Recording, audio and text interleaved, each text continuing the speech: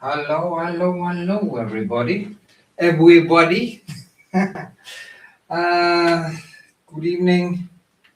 If somebody waiting, actually 8 people are waiting. 5 thumbs up, which is lovely. Tonight I'm just gonna do a long stream. Actually, I'm just gonna let it go for a few hours to see how long I will do this. Yeah,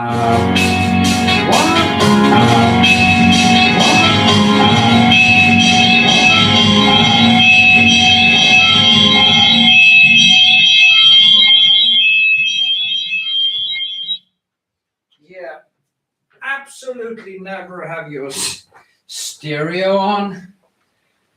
Never have your stereo on if when you start up the stream. Now, I'm going to just continue doing brushwork all over.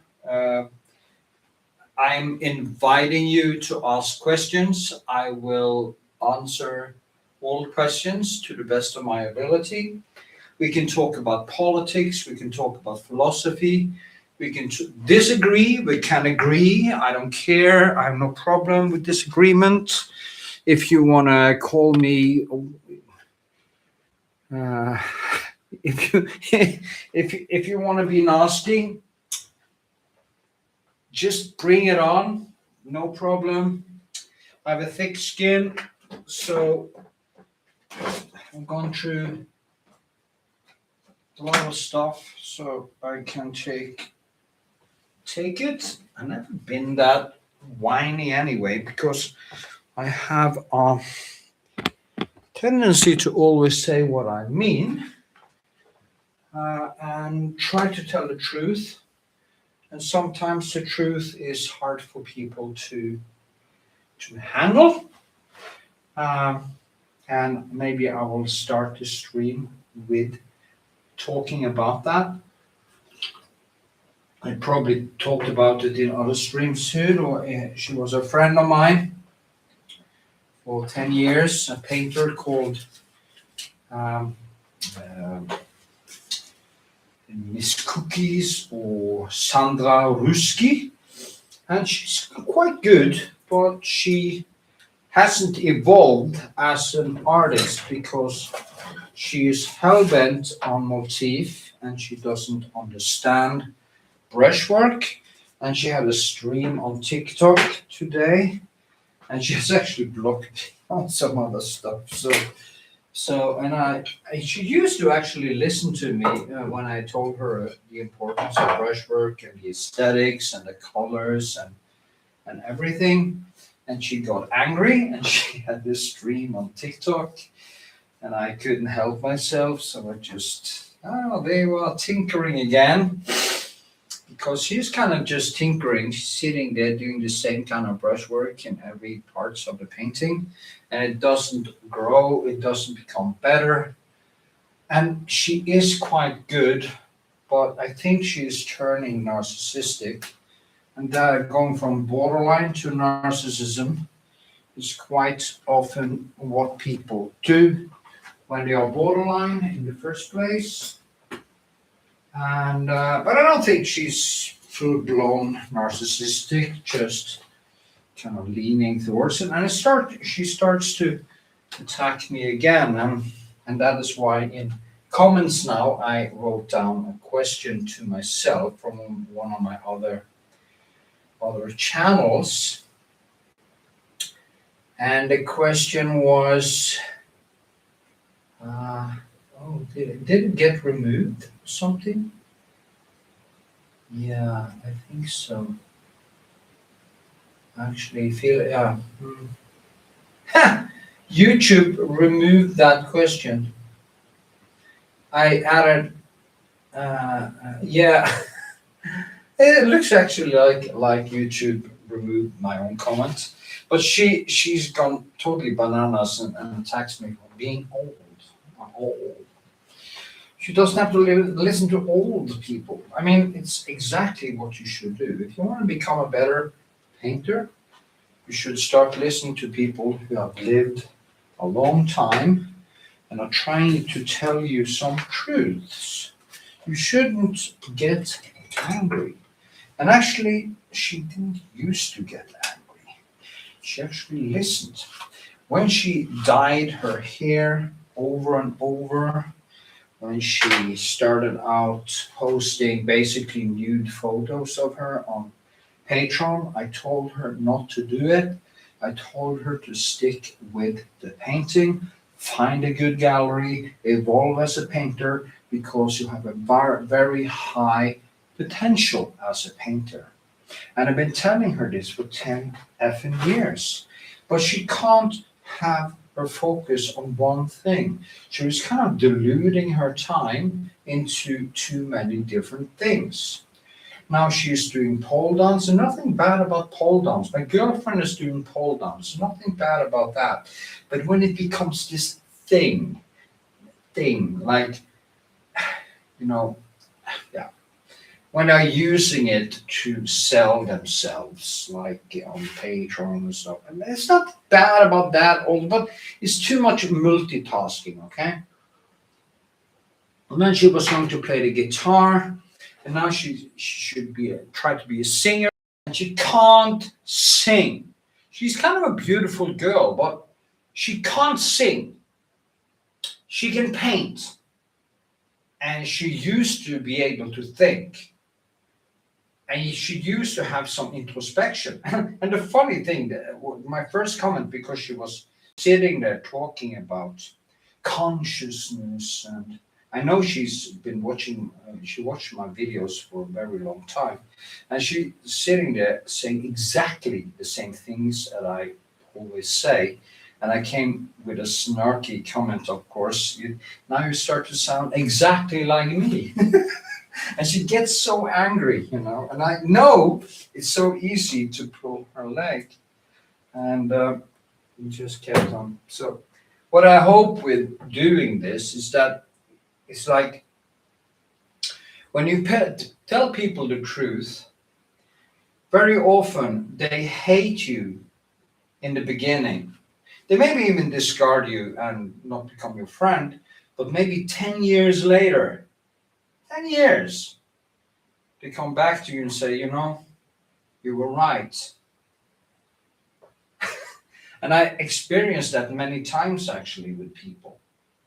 And I take that as a compliment, because there are certain things we do, and these things are cliches. We are basically doing cliches.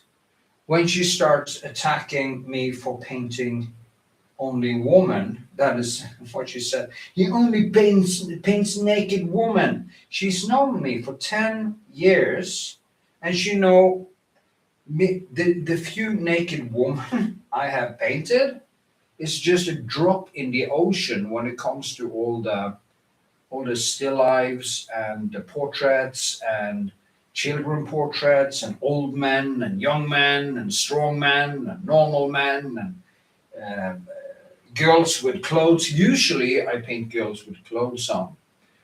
And she is the one who's posting her nude photos on Patreon to sell herself and her body to get money, which she didn't need to do if she actually focused on her painting for the last 10 years, as I told her.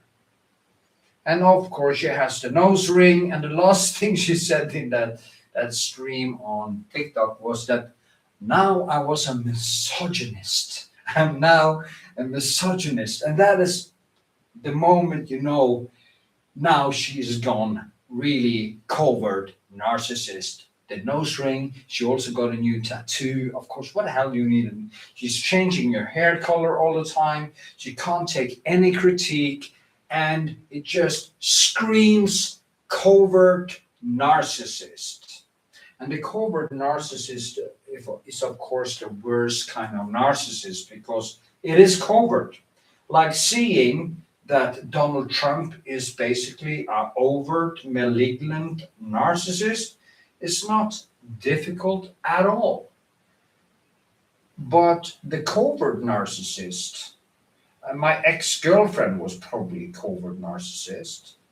And it's very hard to see in the beginning, because when they want your attention, when they need something, some inspiration, want something, want to be your friend or whatever, they are love bombing you like crazy. And like me, I'm a very sensitive person. So, and I also probably have in me some of this attention whore thing, because I used to be bullied as a child, and my self-esteem was bad all the way up to, I started to wake up, I think I started to grow up in maybe 212 uh, and stuff, or I started to wake up. And with all the things that happened since then, it's just been a steep road to what I will now call real and true introspection. I still have a long way to go, but I kind of starting to figure out who I am. So yeah. Anyway, the covert narcissist is very difficult to see. And she's the one who is selling her body. She's the one who basically gets donations from mostly men who send her flowers in the mail. They send her this bunch of flowers in the mail and she's posing with it. And I say, what you should do when some fan sends you this kind of flowers, you should start running or calling the police, because it's fucking insane. Okay? So, okay. It's so funny when people say that, okay, as I need constant confirmation of what I'm saying. No, I'm pretty sure. So that is how my day started, and then I thought, okay, let's have a stream and talk about this, because it's a problem in art. Maybe I should actually talk about narcissism in art as a start, and then I can talk about brushwork and stuff also in between, because it's kind of linked together. And as I say, if you are new here and you're watching now, give the video a thumbs up, and you are free to ask me questions, painting questions, or any other question. Anyway, you see in the art scene, there is a lot of narcissism and narcissistic behavior, and it's because people who do creative work have very often been bullied, or had trauma at home and stuff like that. So they tend to seek refuge in two things. They collapse inwards, and they do artwork to escape, or they also use it to get maybe later they use it to get attention, or they get into art school and they are quite fragile, and they meet this demand of fitting into the trends and stuff, and then they basically shut down their inner child, the child that actually started a creative process. They shut that down and they become modern artists. And that is how you create the conceptualist. You abuse him as a child, and maybe he's only borderline in the start. And as it progresses and they go into the art scene, if they don't like I did, I have always been extremely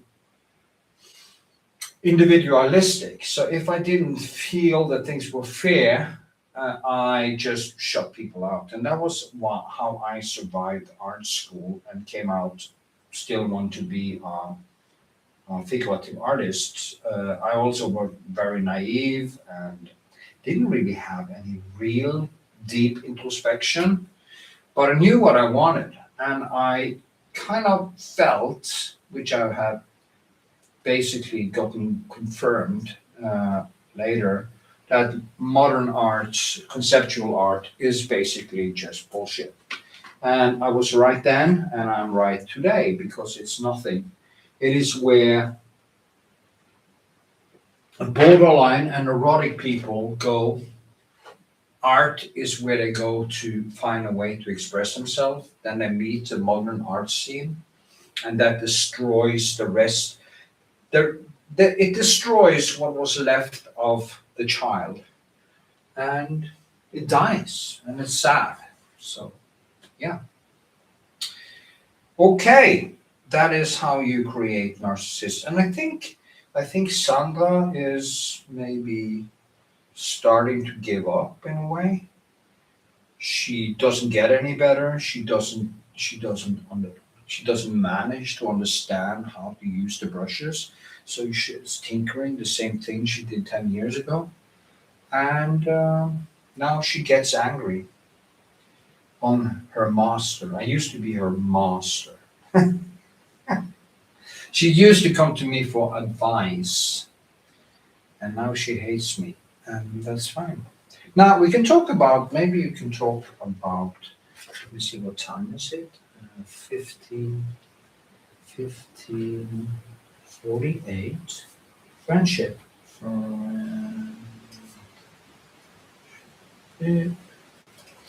Yeah, let's talk about friendship.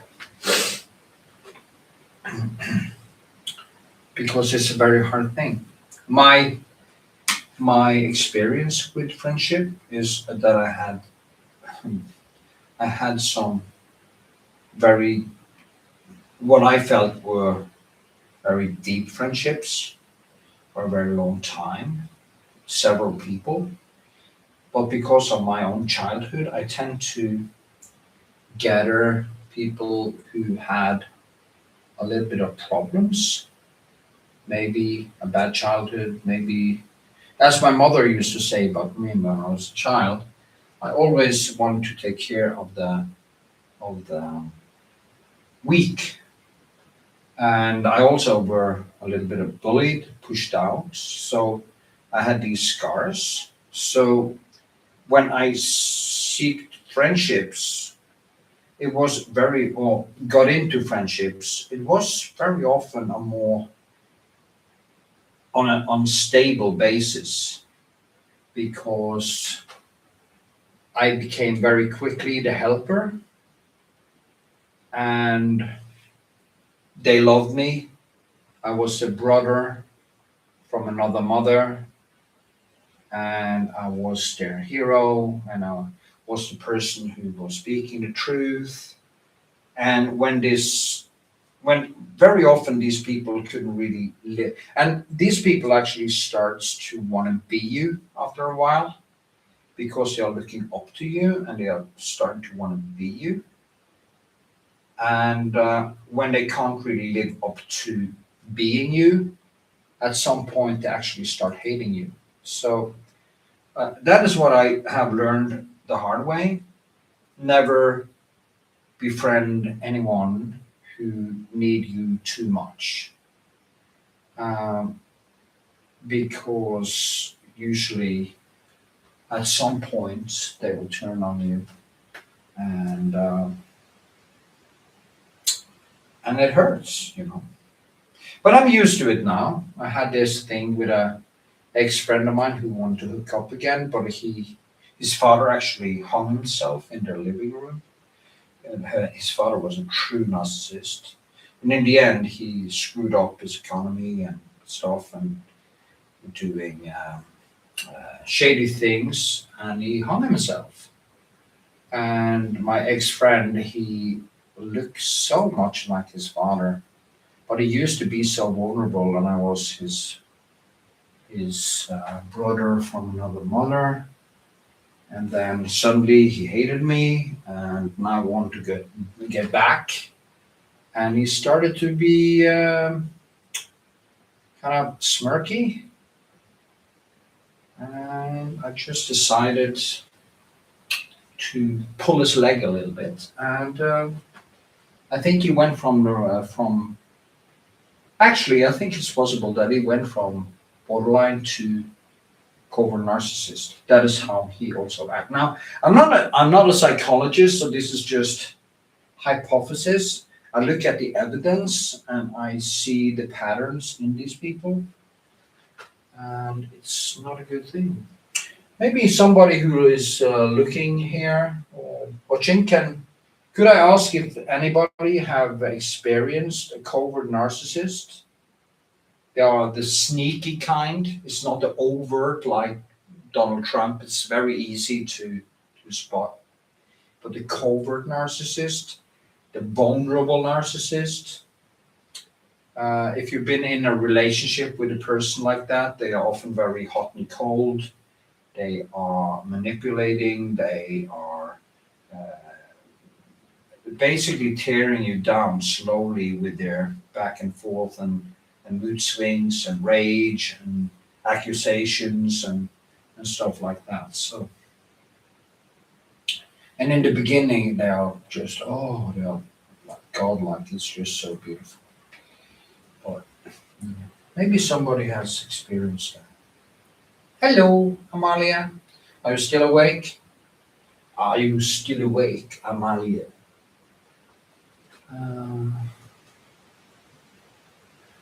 Let me see now. I'm building very thick colors here because what I'm painting is actually quite flat. I want to just a little note there. When it comes to being friends with other artists, I don't have my girlfriend is an artist. She's a painter. I would say she's more like an amazing human being, creative and truthful. So she's just great. I had an artist friend who is now basically gone. And I think he actually was a little bit of envious because he doesn't have a girlfriend. I used to sell a lot of paintings. It's not that good now, but But I found my thing, and he's struggling all the time. And I try to tell him to find a gallery and try to help him bring him into some galleries because it's really good. And then suddenly he just doesn't want to hang out anymore. And maybe I pushed him too much or something, but I did it because I liked him. I wanted him to have the credit for his work because it's way better than me, technically anyway. And he is, I think he deserves so much more than he gets. And he just gets angry at me when I think he actually, when I think about it now, I think he actually liked to be a kind of a victim, liked to thrive on being misunderstood. If it's something like that, it's very hard to tell. But anyway, I wouldn't recommend to be hang out with a lot of artists and stuff because most of them are extremely envious on each other. And they play a game. They talk the talk. They agree about everything. They are all on the far left. They are quick to judge. They talk a language that I don't even think they understand the language they are talking. They are talking art talk or artist talk. Artist talk can be good if it's rooted in realism and it is rooted in something truthful. But when it is this almost a competition in praising each other, it makes me want to vomit, to be honest. It makes me sick. It makes me physically sick. Listening to this artists talking each other up.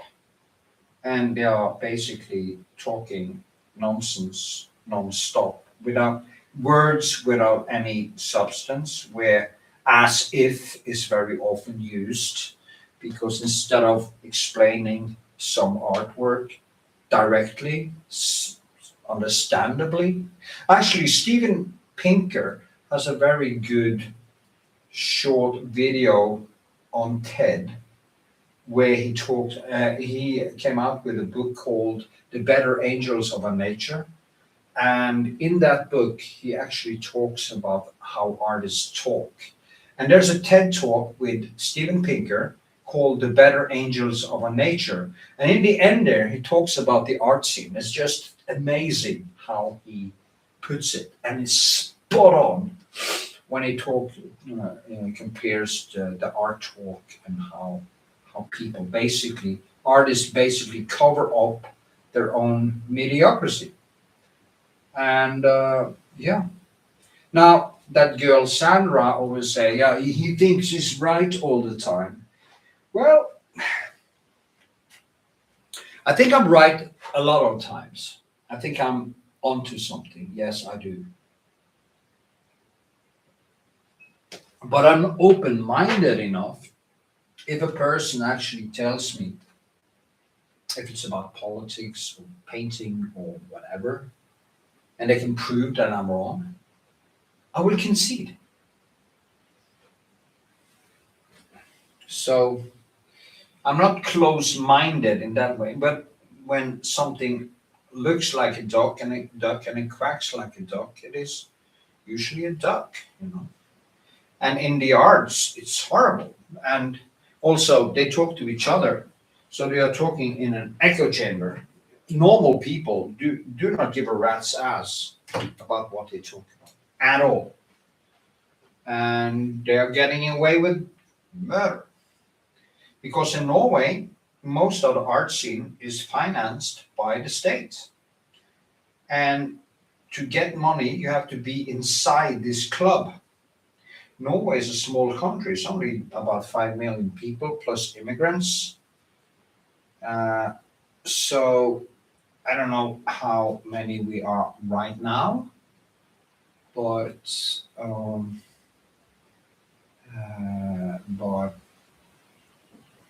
we are, yeah, about 5 to 6 million. I don't remember the numbers. Maybe it's gone up or down or whatever lately. So when it's that few people and you have thousands of artists living on state-run grants and stuff, it is a lot of corruption. So that's also a problem. And then to get this money, you have to talk the talk. It's like in academia during COVID, you couldn't say that this is bullshit. Everything pointed to this is bullshit. Only people who actually, I can talk about COVID a little bit. What time is it? 22, 44. COVID. COVID. And bullshit. Yeah. So when COVID came out, I knew immediately that something was off, because the virus would have been in the population at least a half a year before, or maybe a few months before it broke out. And because it has to travel, there has to be a lot of things. Plus, the death toll in Norway was extremely small. I mean, actually, a guy I knew, author, who was drinking a lot, who was really fat. I told him actually that stomach is going to kill you. And as we know, most of the COVID death was due to old age and obesity. And he was also an alcoholic. He was a writer. And he actually pulled down, with his death, he pulled down the average in Norway for male death. Before him, it was over 80. After him, it was like down in the 70s somewhere. 70s.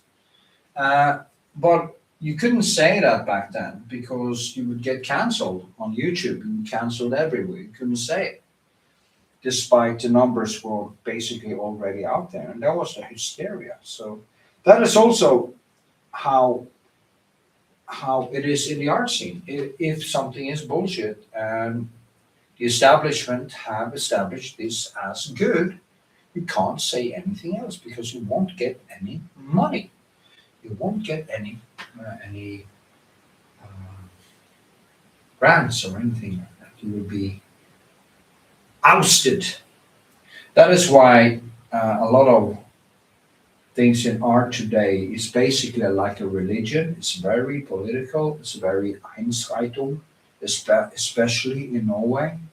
I don't know, maybe in the United States and other European countries it's better, but in Norway it's very, very rigid. And yeah, that is because this kind of sheepish behavior is so prevalent. You know, you saw this. I'm going to talk about the football VM also. 2019 football. Now on my other channel, I talked about. I made a video of me and my girlfriend watching the first Norway and Brazil. I think it was Norway and Brazil. Yeah. I also took a video of Norway and England. But when you see how Norwegians acted in the streets or after these things, you know that, like in the plague, when the plague is gone, I think it was it Albert Camus who wrote the plague. Anyway, when the rats had taken the bacilla with them underneath the city and the disease is gone, he says it's only a matter of time before the bacilla comes back and start killing again. And you see that when people go apeshit crazy over playing a ball. You know, playing a ball is a goal and people are screaming and they are going absolutely crazy.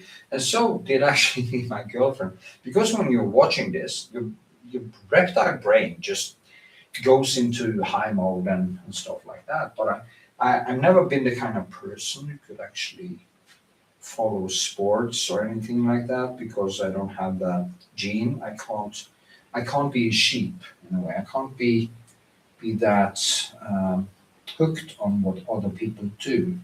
Actually, I got hooked on Donald Trump when he was going to be, because he was kind of funny back then and he was controversial. So I kind of liked that because he was kind of playing the establishment so much. So I got hooked on following what was happening there. And when I get hooked on something, I really, really get hooked on something. So, but anyway, I never was able to get hooked on sports because it feels so. There's nothing really happening here. It's just short bursts. There's no long-term consequence of it, other than keeping up unhealthy nationalism. So yeah, and you have that sheepish. Back to football. So when it comes to football, I or any sports, I can't follow it. But when I look at how Norwegians acted, also when they lost the war on England, how they acted in the streets, there's no wonder that you have Nazi Germany or stuff like that. There's no doubt why you have ridiculous religions, why you have all this bias in the art scene, why people are following leaders, why people are so superficial when you can actually have the whole main street in Oslo covered with people, more than the National Day actually, more than the National Day, covered with people screaming because of this team, even when they lost. You know, it's just amazing. It shouldn't be a part of. It shouldn't be important. It shouldn't be important at all. Football, sports, bad entertainment. It shouldn't be important at all. But just think, 36,000 children die every single day from starvation or diseases that easily could have been fixed if we took care of people. Instead, they are doing nothing but watching sports. Okay, do you want me to talk about brushwork? Okay, let's do some brushwork talk. 34. Want to put in some 59. Okay, say 60. 35.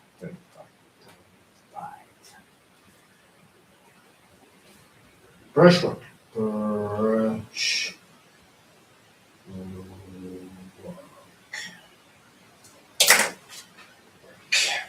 Okay, let's talk about brushwork. Well, we can't really see because it's so far away. But if you have any questions about painting or brushwork, remember to give the video a thumbs up. It's extremely important for the algorithm these days. So please do me that favor if you're new here now. And if somebody wanna ask me questions in chat, I will answer all painting questions and other questions too. So yeah, but I can talk a little bit about brushwork again. What I've been doing now is maybe I should actually focus a little bit, draw a little bit closer when I talk about brushwork and zoom in a little bit so you can actually see what I'm seeing more. If you want me to go closer, just tell me and I will. It's actually the light is not so bad in here today for some strange reason. Yeah, okay. Anyway, when I do brushwork or building this, I do it because the photo is very flat. So I need to take all the primary colors and I need to kind of drag them into one another, basically impressionists, like in the impressionist way. And when I took lemon yellow, or what I would say is primary yellow. I took some alizarin. I don't use much of the cadmium or vermilion because in that sky there's no. Then I take my brush like this and I just kind of also take a little bit of Prussian blue and then I drag, I get some more, then I drag. And then now there's a rainbow in my brush. Then I take this rainbow and I just add it like this. And I use this boar brush. Now, this is a little bit too much. It's a little bit too red now. So what I do then, I just grab a little bit of Prussian blue, because in this somewhere is Prussian blue, somewhere is cobalt. There's some cobalt and some. There is almost like a rainbow. It's a cloudy day, so with just kind of a mist cloud. So the sun is penetrating a little bit. So I'm getting this. Basically, I'm getting a rainbow all over the sky. And when I add colors in this way, I'm basically building a rainbow with the threads in the brush. Like that. Now I'm just maybe going too far. But also what happens then, I call this micro impressionism. What I also do now, because this is at this point here, is like the several layers of paints on top of each other where I do this, and every layer, every brushwork actually shines through with its texture. So when you keep going doing like this, that sky becomes more and more kind of, what should I say? It becomes, it's almost a zzz. it start to vibrate, because the colors, when the light hits the colors, it sends back to your eye a bunch of rainbow colors, and you get this feeling that the whole thing is actually moving. And that is one of the things customers tell me when they have my paintings on the wall, that it keeps changing. It's never calm. If it's a very sunny day, they just explode in color. And when it's kind of a rainy day or grayish, they kind of more calm.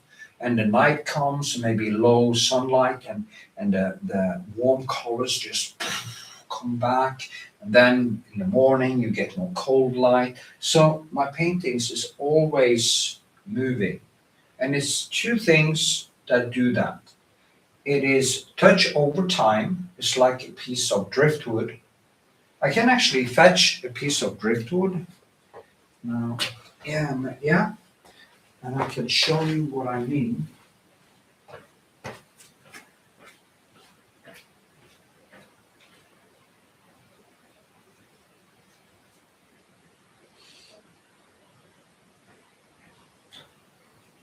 I think driftwood is some of the most beautiful thing I see. And you can actually see here how beautiful it is. Actually, me and my girlfriend was on the beach, and I'm actually going to post a video of that on my other channel called All Things Knut Andre Vikshåland, or All Things Artist called Knut Andre Vikshåland. It's also a channel I'm going to build on.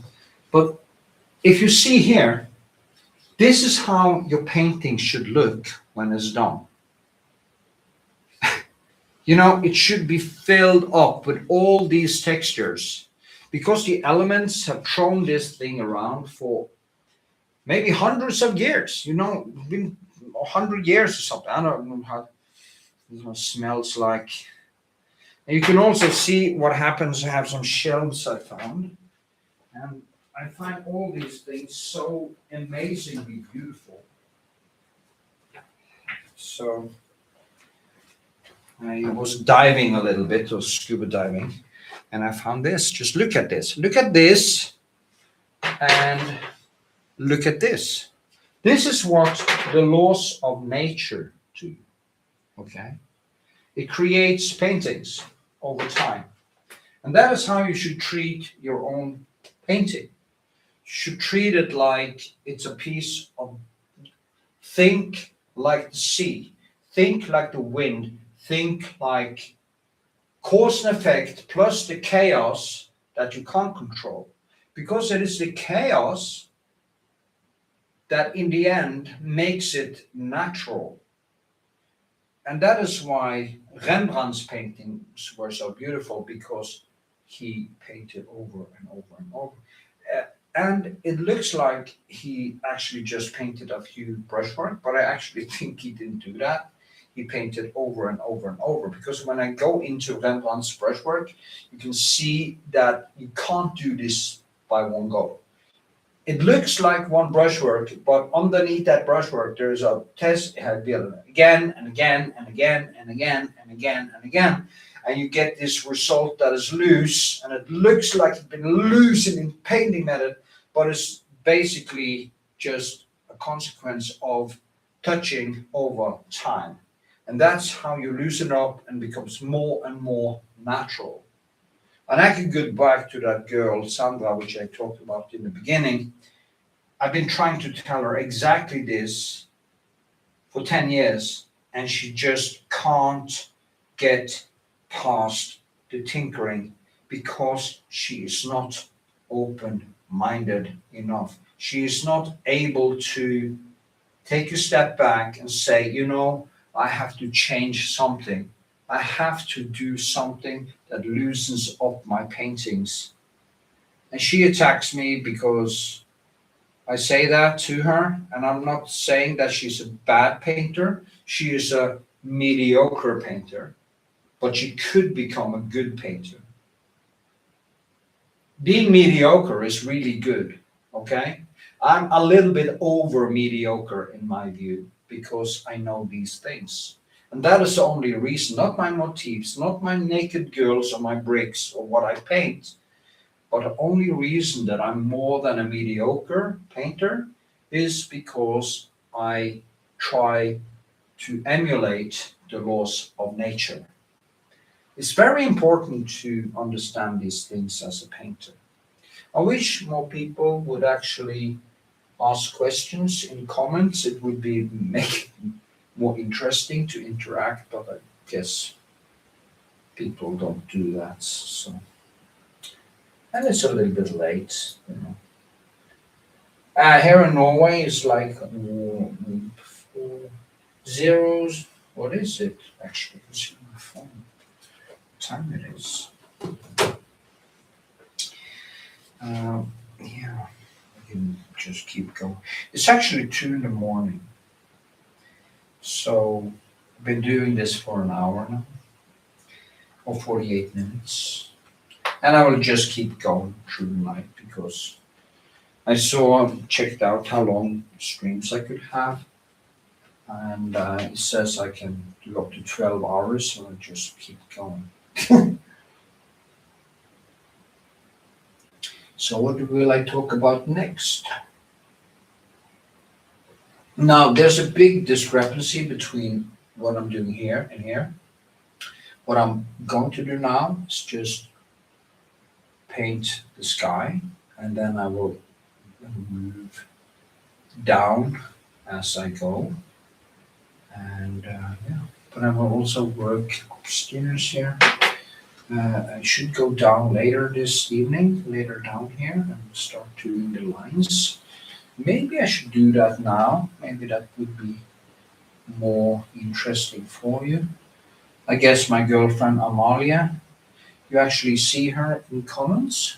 Her name is Amalia Brushwork. She has her own YouTube channel, and she's really a good painter. And she's an honest painter. When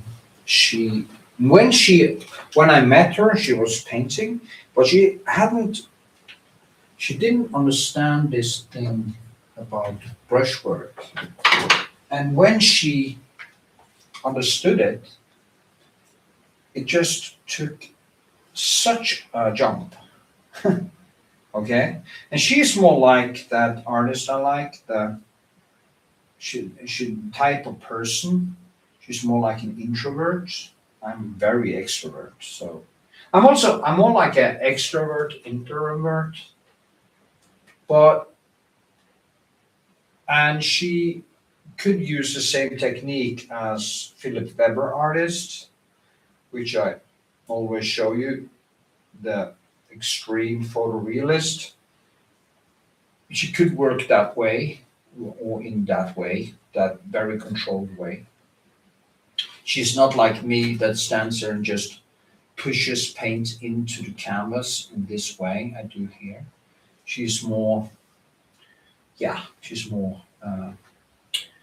yeah. So, I mean, maybe paintings of Vermeer is more her. Me, I'm more like Turner or Rembrandt. The only thing I need to do is put even more time into every piece, so I get actually closer to this and closer to this. Just look at this. If you can ignore this, if you're on the beach and you don't start to manically gather these things, it still smells. See, there's something wrong with you. I think you don't really see. So that is my opinion about that. Now, just gonna, okay. Now, maybe I should talk a little bit about my ADHD. What time is it? 48. Oh. Yeah, 48 in the video. 48, 49. 49. ADHD. Okay, let's talk about ADHD. Is somebody watching who has ADHD? Now, I have the diagnosis ADHD and hypomania, and it can be a struggle, to say it mildly. Uh, how it works for me. When I was young, I was very hyper in school. I couldn't sit still. I always took a ruler. I got some new pens and a new writing book, and I always told myself, this time I'm not gonna destroy this book. It's gonna be clean. And then it started with, I always did these crucidules, these manically up and down. It looked like stars actually in the end. And I was kind of drawing manically like that when I was sitting in stool, because it was very hard for me to be still. So I was kind of looked at as a kind of a problem child in a way. I had very much kindness actually, so I wasn't a bully. I was a little bit bullied, but I wasn't bully. But today they call it ADHD, and it was probably what I had. I call it the warrior gene. I call it the running a little bit longer gene. I call it becoming intensely into something. And that was very funny with Sandra actually when she was talking, because it's almost like she has watched my videos and she's repeating exactly what I'm saying. And then she hates me for it. Anyway, so ADHD is not a curse, it's a blessing. And so is a little bit of manicness, because when you get into something, you really go deep and you really suffer. The deeper you go, the more you suffer if you can't really get into it. So there's that. There is that, yes. But and I wasn't that good in school, but I started actually after when I was like 16, I got into this welding school, and I became a welding apprentice in a shipyard, and I took my apprenticeship there, and I welded boats and platforms, oil platforms, pipes and stuff like that for a few years until I was like 21. And then I actually couldn't handle the smoke from welding very well. And I used that as an excuse to get a new chance to go to school. And I chose going to drawing school because my then, now sadly deceased ex-girlfriend, Heidi, got me to start drawing because she thought I was sitting in cafes too much and I needed a hobby. And I was actually training a lot. I was training karate and boxing and strength and everything. I did that all the way back to I was like 13 or 12. So it's that. And the first time I started drawing, that was back in 1988. It was almost like it was love at first touch, because it just turned off all the noise that I have in my head all the effing time, all day long. So luckily I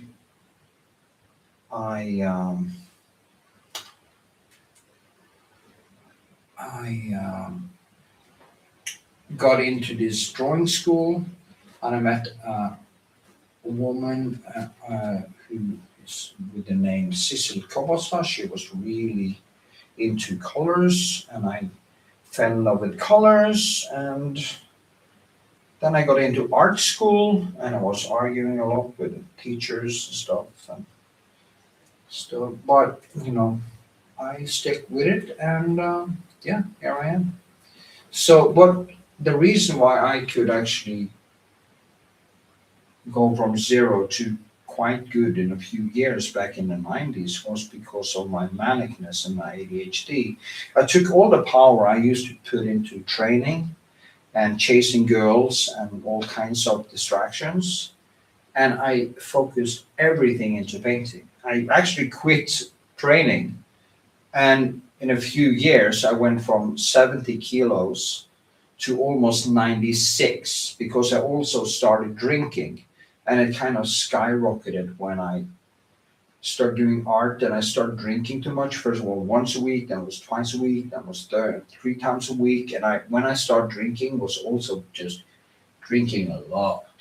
I didn't stop after 3 drinks. I had to have basically 3 bottles of wine or something like that in a night out, and I was devastated because when you have ADHD and you drink or you use any drugs, you just are emptying your brain for dopamine.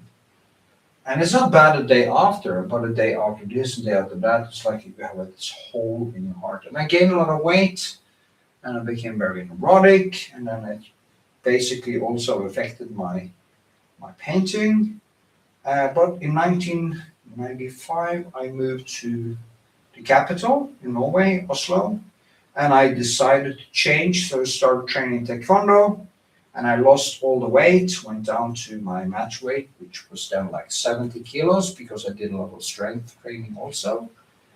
And now I have like 4 black belts and stuff, and yeah.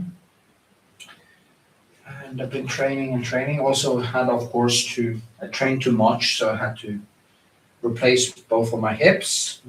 That is also how it is to be manic. When you train, you really do. But if you can take all that energy and or most of that energy and put it into your painting, ADHD is a blessing. ADHD is, for an artist, if you can control it with using the right food or eating the right food. Don't get hooked on alcohol. Don't get rid of the need to be loved by other artists, and just do whatever you want to. And if you're lucky, you're going to find a good gallerist. I had that for a while, but now they are gone, so sadly. But they started arguing, and it's a lot of stuff that happened. And my latest gallerist now is just so crappy, and I'm looking for new people to sell my paintings. I'm not a good salesman. That is a problem with ADHD. I'm not a good salesman. I'm not a good organizer. I can't organize things, and that is a problem. It's a serious problem. So if you drink, if you party too much, and you have a general low dopamine, you will not be able to do your own taxes and stuff like that. It's horrible. So ADHD has these bad things with it, but if you can actually learn to control most of that also, it's just a blessing. Do not use any medicine. Do not use anything of that. Actually, I become impotent if I take ADHD medicines. My penis shrinks like I've been in cold water, and I don't function. I actually function quite well in waves when we use MDMA. That is one of the treats that me and my girlfriend do once in a while. But then we get the same effect, but then it comes in waves when you really get into it. It's like, whoa, and then it just snaps and falls down. So, but the ADHD meds, it's actually amphetamines. It doesn't work for me at all. Also, I get horrible the day after. So going on that all the time, there is no way. So what do I do? I can talk about ADHD and food, actually. ADHD and food. 58. ADHD and food. Food. Yeah. Food. Stay away from sugar. Stay away from carbs. Don't eat rice. Don't eat bread. Don't eat any processed food full of sugar and carbs. Also try to eat less fruit, not more than 1 or 2 fruits a day. If you can avoid, if you can actually change it to blueberries, it's perfect, or wild berries, that would be perfect. So do that. Because it kind of, if you eat a lot of sugar, you are sending the dopamine system up and down, almost like you're drinking alcohol.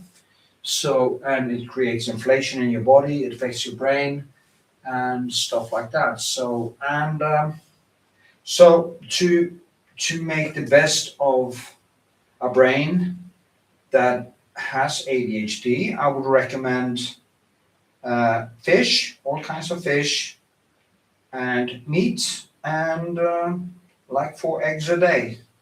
I eat some meat, I eat fish, eggs, and I eat some vegetables.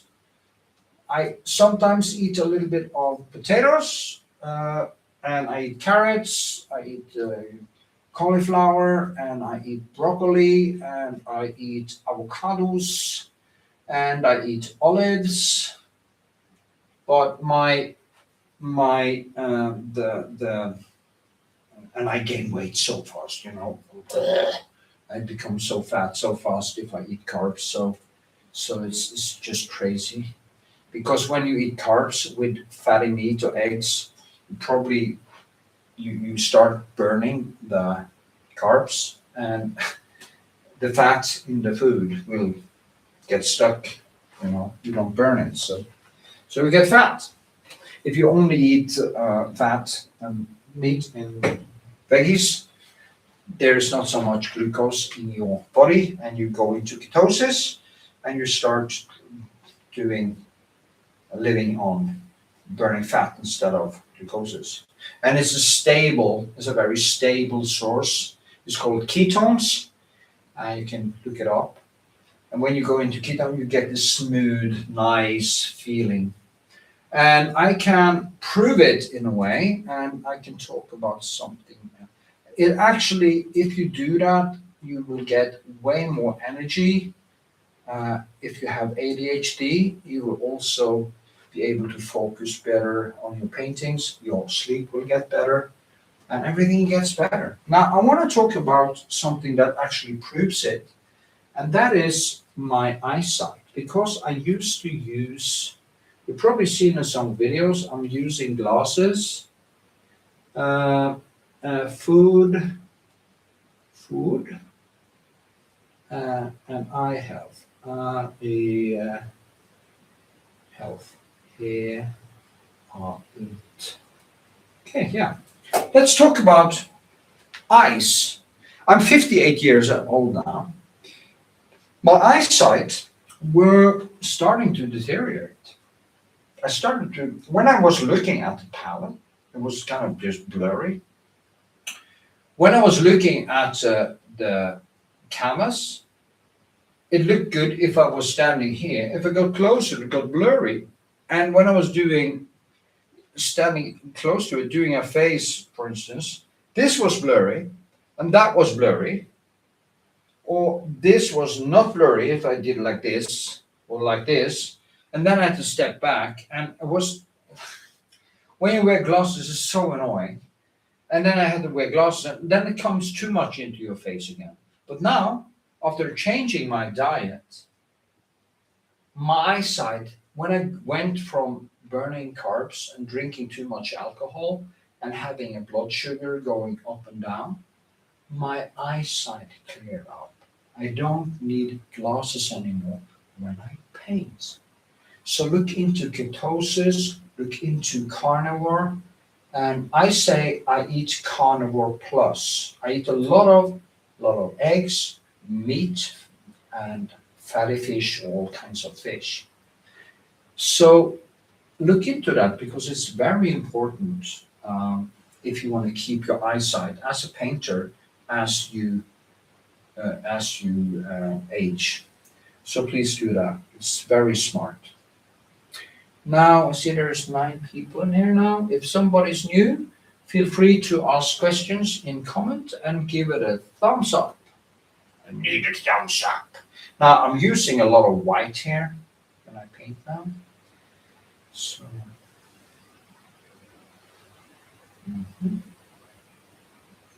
diet and eye health. I think most of the degeneration of the eyesight as you age is actually due to diet and also aging, because when my eyes are getting clearer, it has a profound meaning, because the eyes is basically is a canary in a coal mine. When because they start breaking down because of inflammation, and when you have chronic inflammation in your body, you start to break down. And also, I have to change one. That is why I'm walking so strangely, because I'm going in for a revision of one of my hip replacement or one of my prosthesis, because it loosened. So I've been in pain for a few years, and also they find some bacteria in there.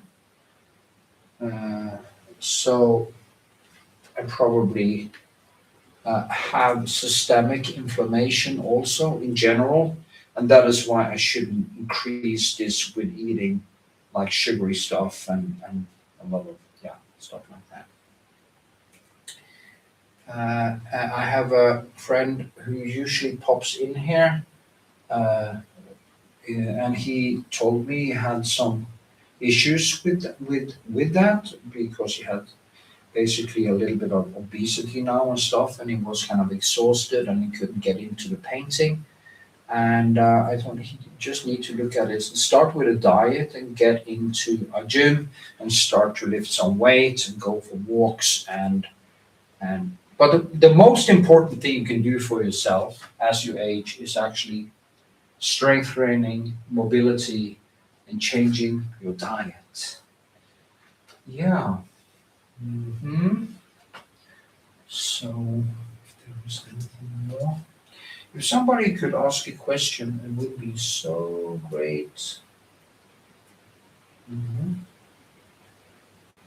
So you can figure out something more. I had some idea what I was going to talk about.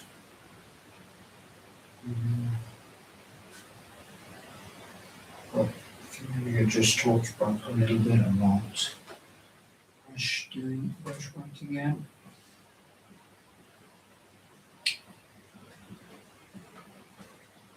Let's see here.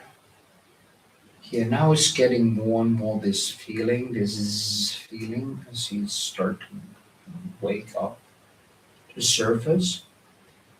That is why you can't really paint sky which comes alive in just one go. Of course it will have, like when I painted the roses in one go, they did have qualities, but if I actually did more work on them and say I took a photo and I would continue painting on it, and I had to tear down the first things. I first had to basically destroy it, and then I had to build more substance. And then it becomes a totally different painting, because it becomes a painting that isn't a sketch, but it has substance. So substance is very important when you do painting. Okay.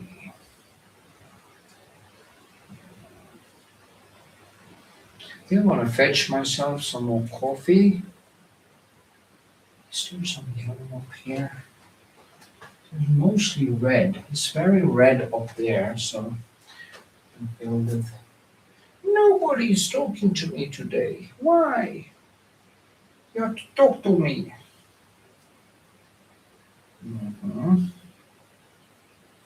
I need someone to talk to. Please talk to me.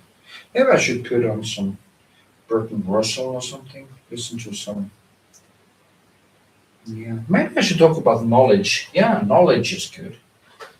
If you're new here, give it a thumbs up. Why? What time is it?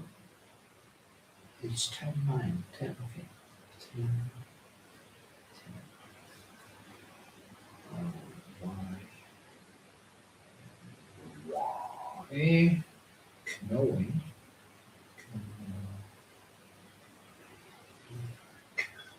Science. Matters. Okay. Let's talk about why knowing science matters. And that is something also that kind of pisses me off a little bit, because modern artists are usually not scientifically literate. And like Sandra today on her stream, she talked negatively about consciousness, and she was talking up. She was talking, oh, artists should be so emotional, and artists must be emotional. Do you know what is emotional? Toddlers. Toddlers are emotional. Narcissists are emotional. Psychopaths are not emotional. But they look like narcissists, as you say.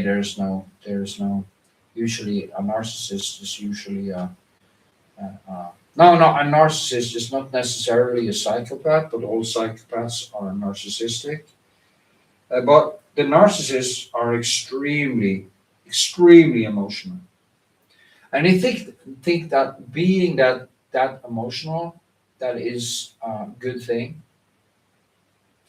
And usually, if you try to tell them some objective truth about reality, that maybe smashes their ego and their babble about an afterlife and spirituality, and why they have a nose ring, and why they have that butterfly tattoo on their, which I do, of course, but that was just for fun, no good reason at all.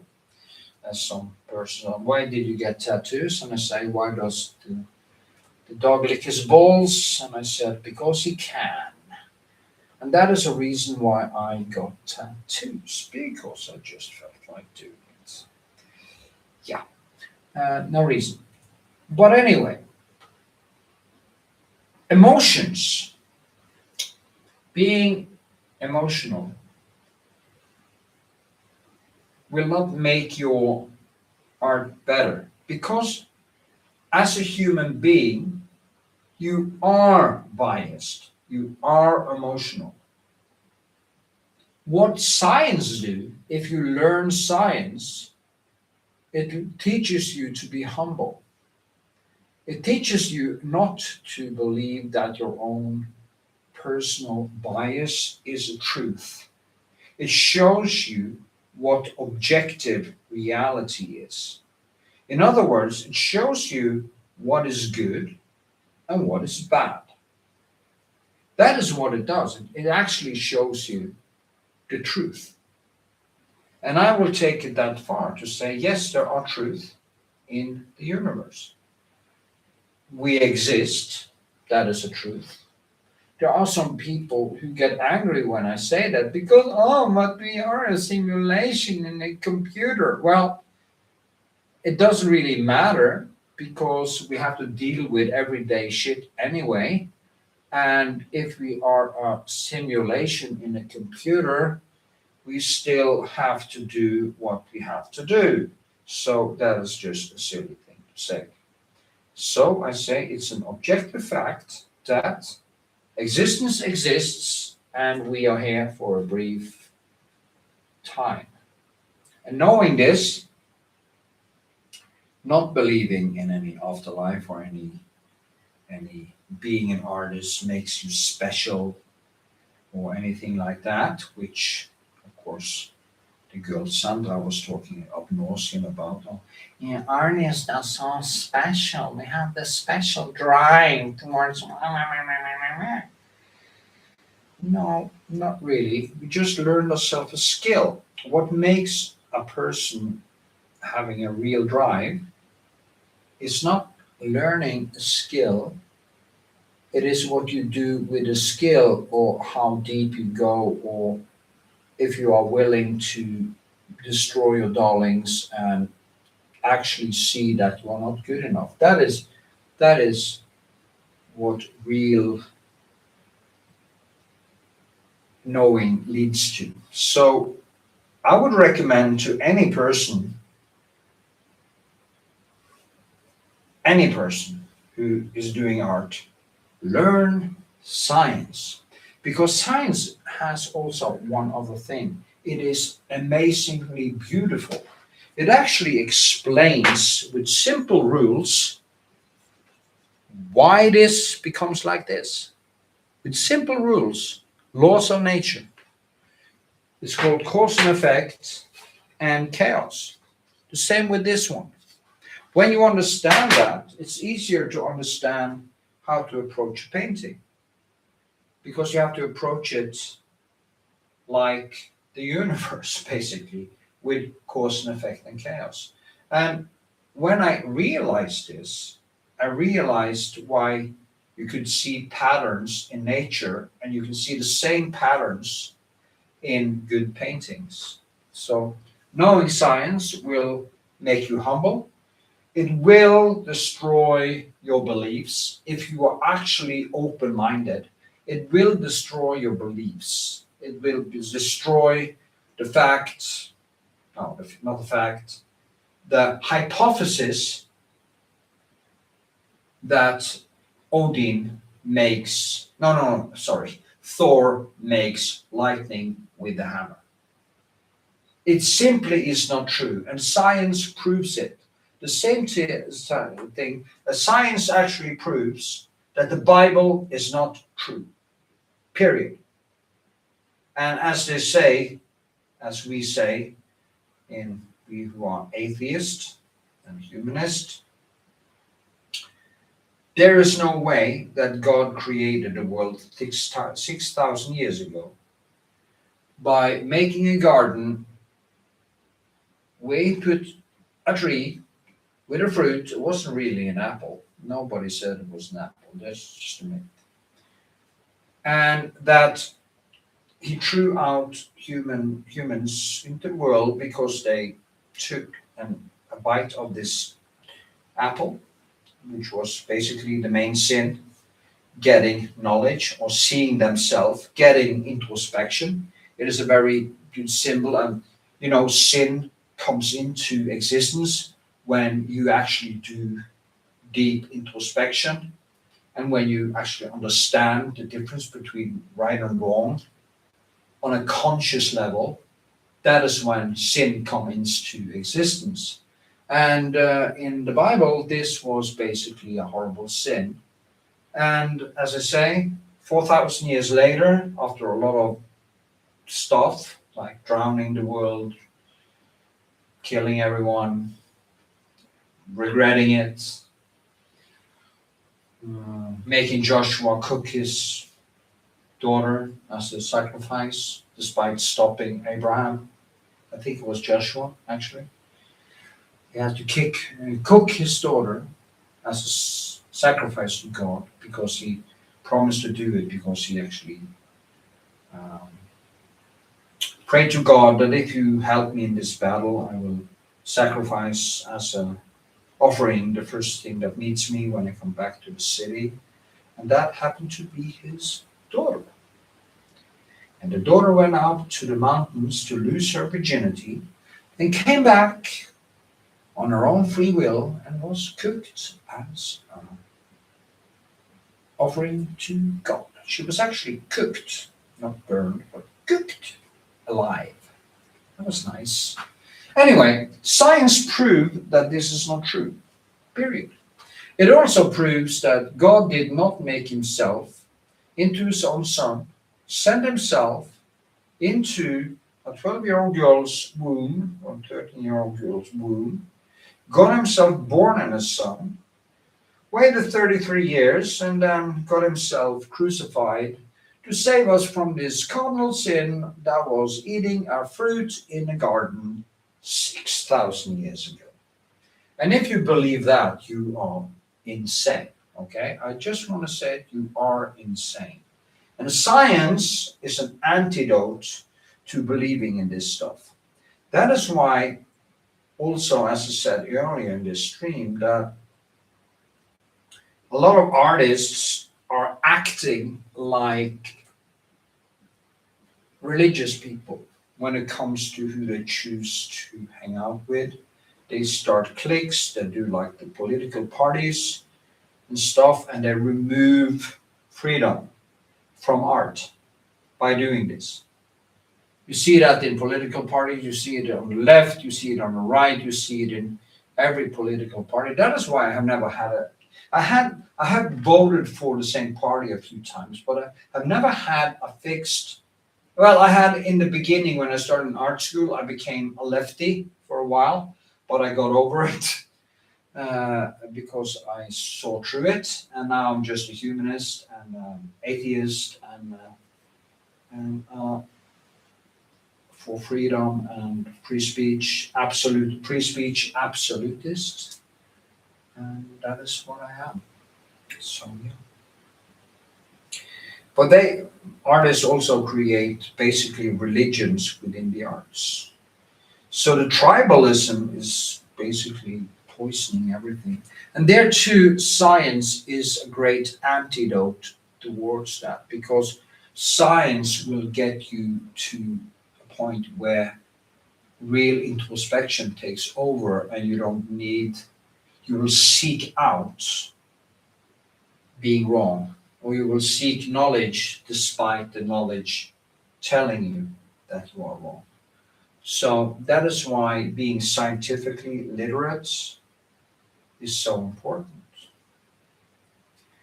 Now we can talk about another thing too, which I actually talked about in another video.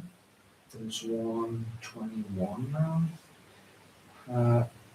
Do religion where stop you. Yeah. Okay. Does being religious stop you as an artist? And that reflects back to the previous things I said. That I say, yeah, because you are keeping yourself locked in a box. And this box has to be reaffirmed over and over again by going to some mosque or some church or some gathering of like-minded people that basically locks you in a spiral where you can't think critically. And if you can't think critically, you don't have any way to see your brushwork or ask profound questions about how you approach painting, how you approach art, how you approach knowledge. So if you are religious, you have this problem. It will stop you. It is like a barrier. Religion works like a barrier. Kind of, you have to destroy everything. Every thought that is based on real deep introspection, you have to destroy it. You have to die, basically. When you go from, when I was a kid, I believed in the afterlife. And when I was my girlfriend on the beach the other day, and we were looking at the sunset, and I said, my feelings are screaming for meaning. My intuition I can't, even me as a relatively rational person, my emotions demand meaning. When it looks at existence, I demand meaning. But I have to override this thing and just realize that I'm a monkey with beer, or monkey with food, or monkey with a big brain sitting on a beach with this big brain, with like almost 100 billion neurons with 30,000 links to one another. What I'm seeing and experiencing is a rare form of consciousness, where, as Carl Sagan said, we are a way for the universe to know itself. The sunset doesn't see itself. And as I said, when a light beam finally penetrates the surface of the sun, and I've used between 10,000, the photon, has used between 10,000 and 170,000 years getting from being created inside the sun to penetrate out into the surface. And when it goes so slowly through the sun, when it comes to the surface, because of empty space and vacuum, it increases to 300,000 kilometers per hour instantly. There's some gradual growth, just instantly. Bang. And you would say, why? Why? And religious people will say, God did it. As many people say to me, oh, you have a gift from Jesus. I've heard it. You know, this woman came over to, I have a friend, Steinar, and he is a devout Christian, and he thinks I have this gift from God. And I had this woman came over to me on an exhibition, and she said, oh, you have a gift from Jesus. It was a gift from Jesus. And I just looked at her and said, you know, that is actually quite rude. Because I was joking, kind of, but I said, is he thinking about it? I know you mean it like in a good way, but it's actually quite rude. The only thing I'm doing this is because I did it again and again and again and again and again and again over a long period of time. That is why, that is actually why I can do what I did. And that's the problem with religion too. They make you believe in talent. They make you actually believe that people are chosen, or people have special gifts given by God. It's like that ridiculous thing when Trump almost got shot. They said it was a miracle, you know, it was a miracle. God intervened. There was divine intervention because Trump survived the shooting.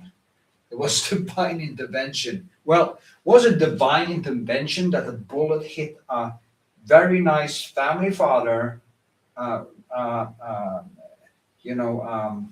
firefighter, right? Wouldn't it be better actually if it hit Trump than killing a father of three that was a firefighter? Was that a part of God's plan? This is how insane it is. And that is why when you have religious, hello, my friend, you gave me $5 again, you're so sweet. When that bullet hit him, it didn't hit him. It was divine intervention. And I think it went to Trump's head because he has acted like it after the fact. Now, me and Irin Dives, that came in right now. We had a discussion about Trump. I used to be a Trump supporter, and kind of now he started to attack. Suddenly he's Zelensky's friend again, and he started to attack Iran again, which I've been screaming about now for weeks. So maybe he's going to do the right thing. I hope he doesn't change his mind again. Please don't do negotiation.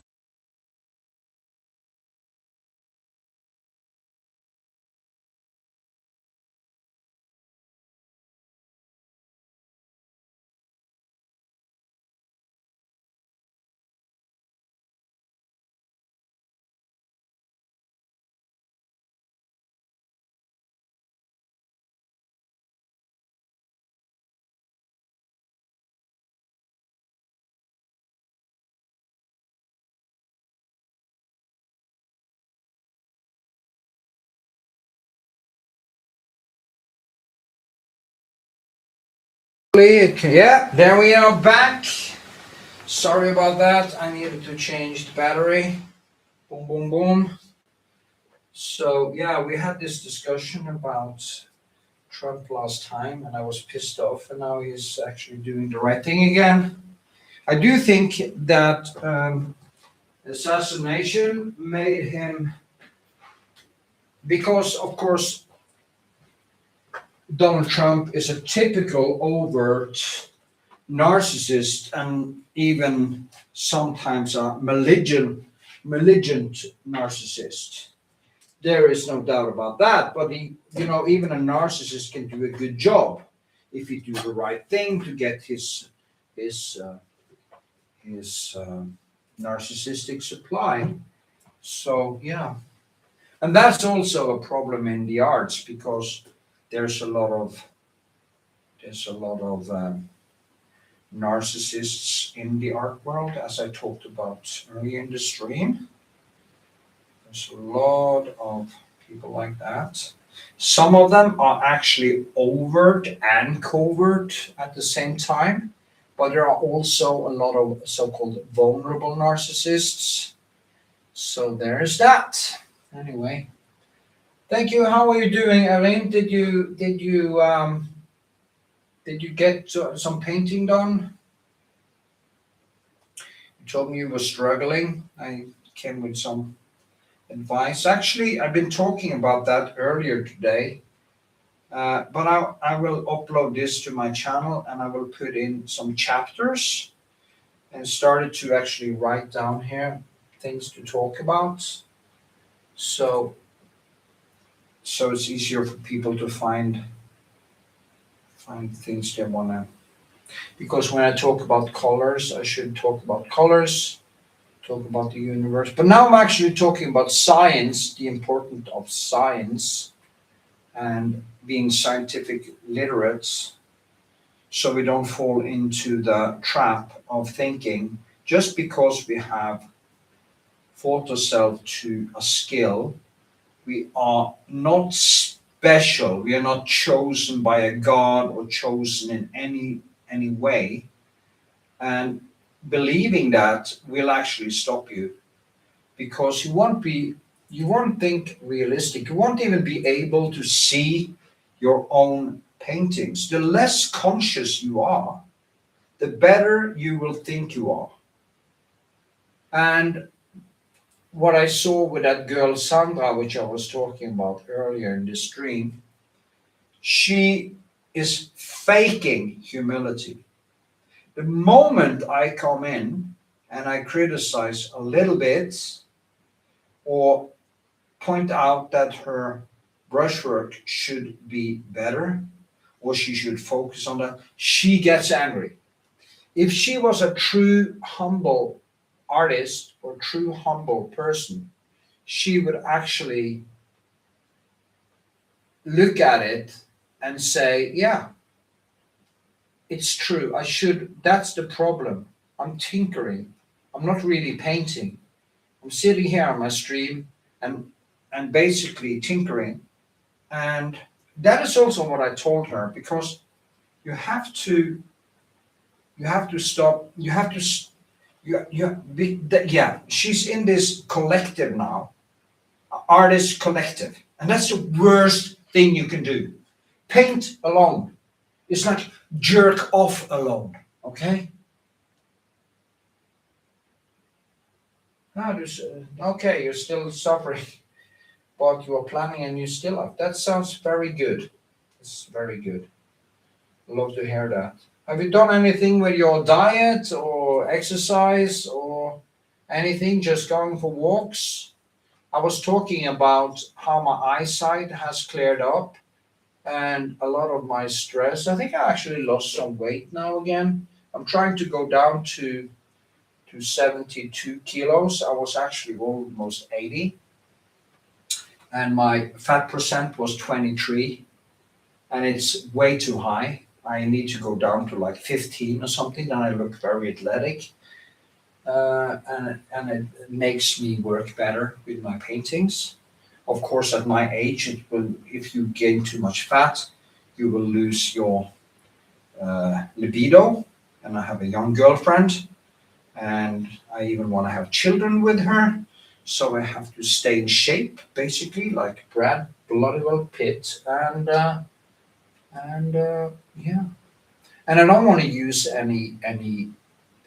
Uh, uh, I mean, you have a family, you have children, don't you?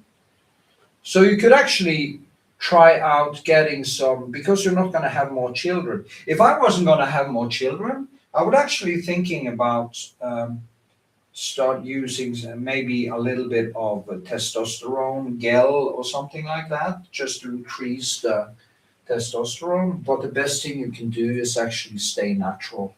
Now, I, of course, strayed totally off the topic. I was talking about science, the importance of science. And now I was talking about do religiosity stop you? Okay, religiosity stops you because you can't really think clearly. You can't be a realist. And if you can't be a realist and talk realistic talk to yourself, you can't possibly go deep. And if you can't go deep in your thinking and the way of viewing the world, you can't, it will hold you back. You will always think you are better. And when you don't think, when you don't really know yourself, because to get to know yourself, to get to know your dark sides, I should make a video about my dark sides, because I have a promiscuous Dexter in me, which is horrible, and I'm fluctuating between these two.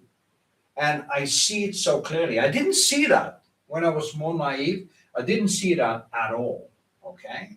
It was a natural part of me. When I was cheating, I just said, I just need it, okay? And that Dexter in me still say that.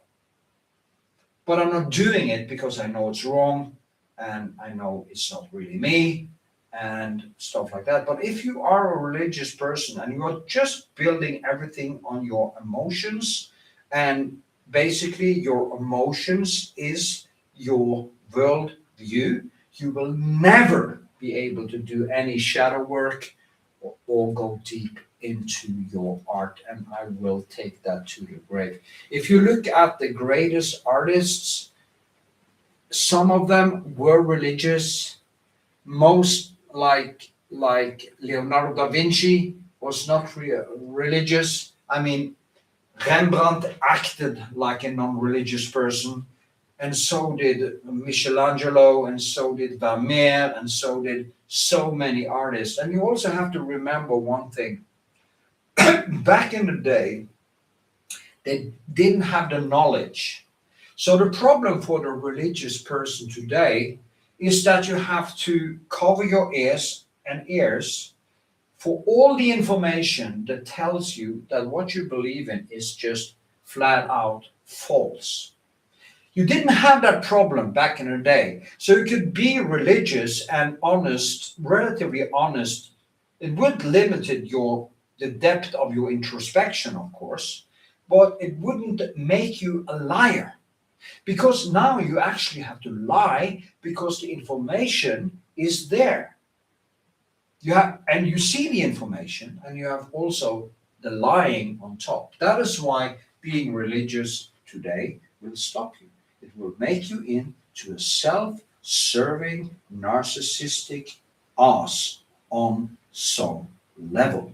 And you will not see reality. I've seen how petty people can be who are religious, who actually talk the talk, bless you. But it's always it's very superficial. When they don't need you anymore, they change like the cats. And that is crazy to look at. And you see that. That is why when you meet people who tell you that they are spiritual, or they have some kind of strange connection with the universe, they have nose rings, or they have crosses around their necks or anything, run, Forrest, run.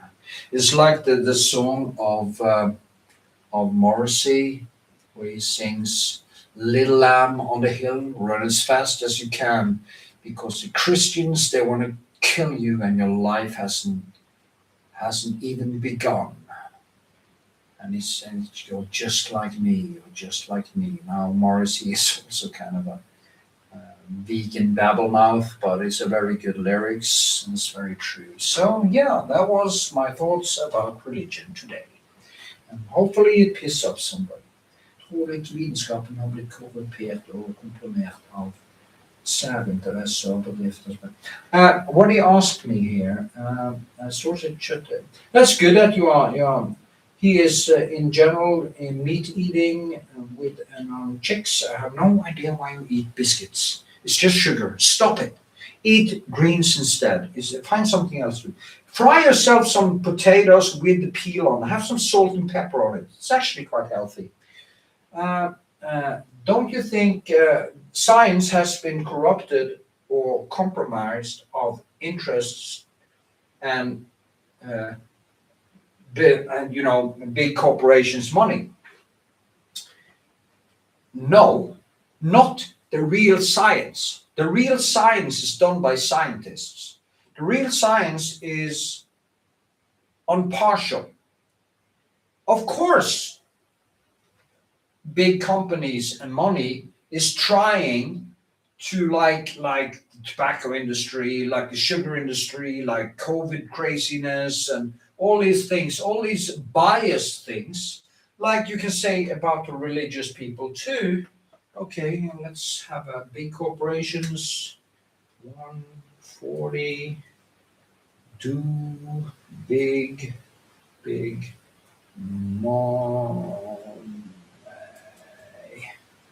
effect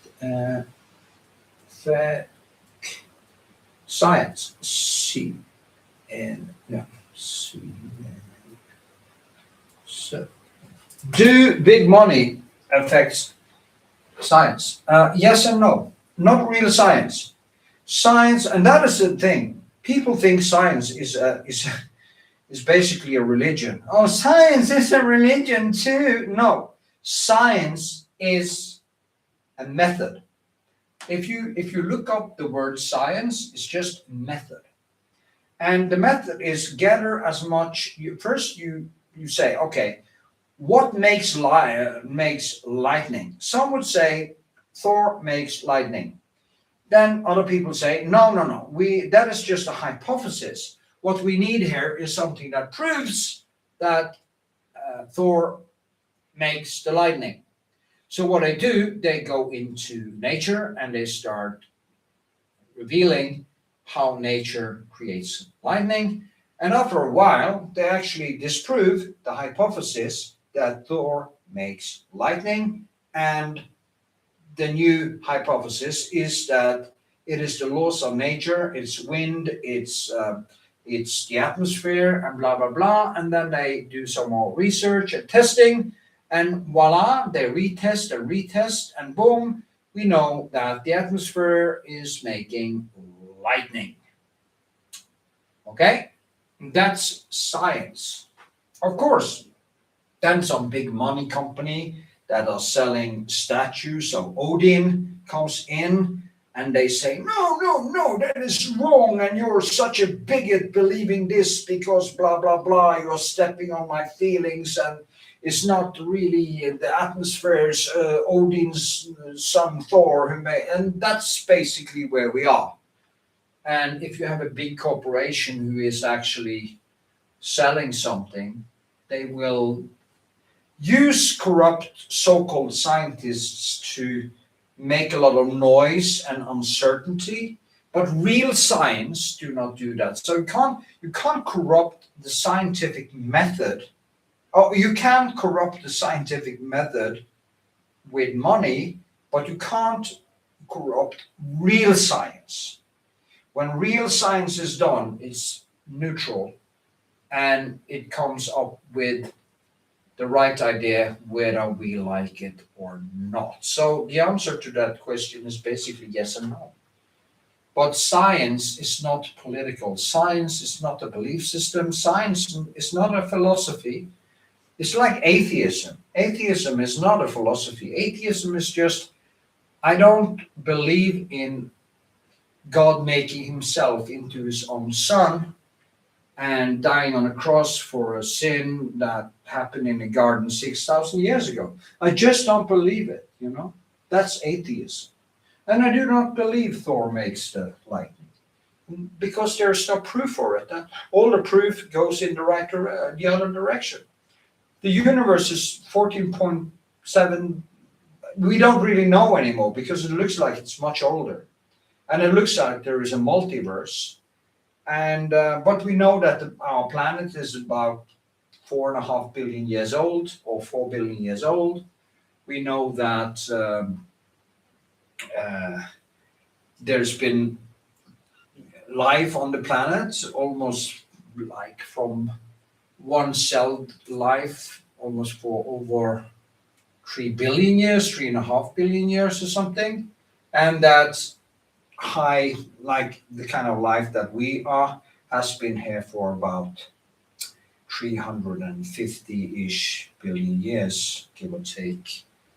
New numbers comes out all the time. So, and humanity is like about 200,000 years old, or a little bit more, a little bit less, depending who you. But we know these things. It's just a fact, and science prove it, and that proves that God didn't make it. You know, He didn't push it. He didn't seed. Nature did it.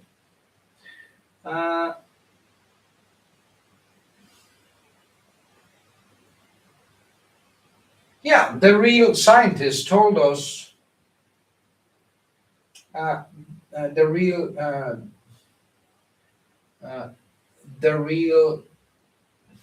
no, the real scientists would never told you that the vaccine was safe.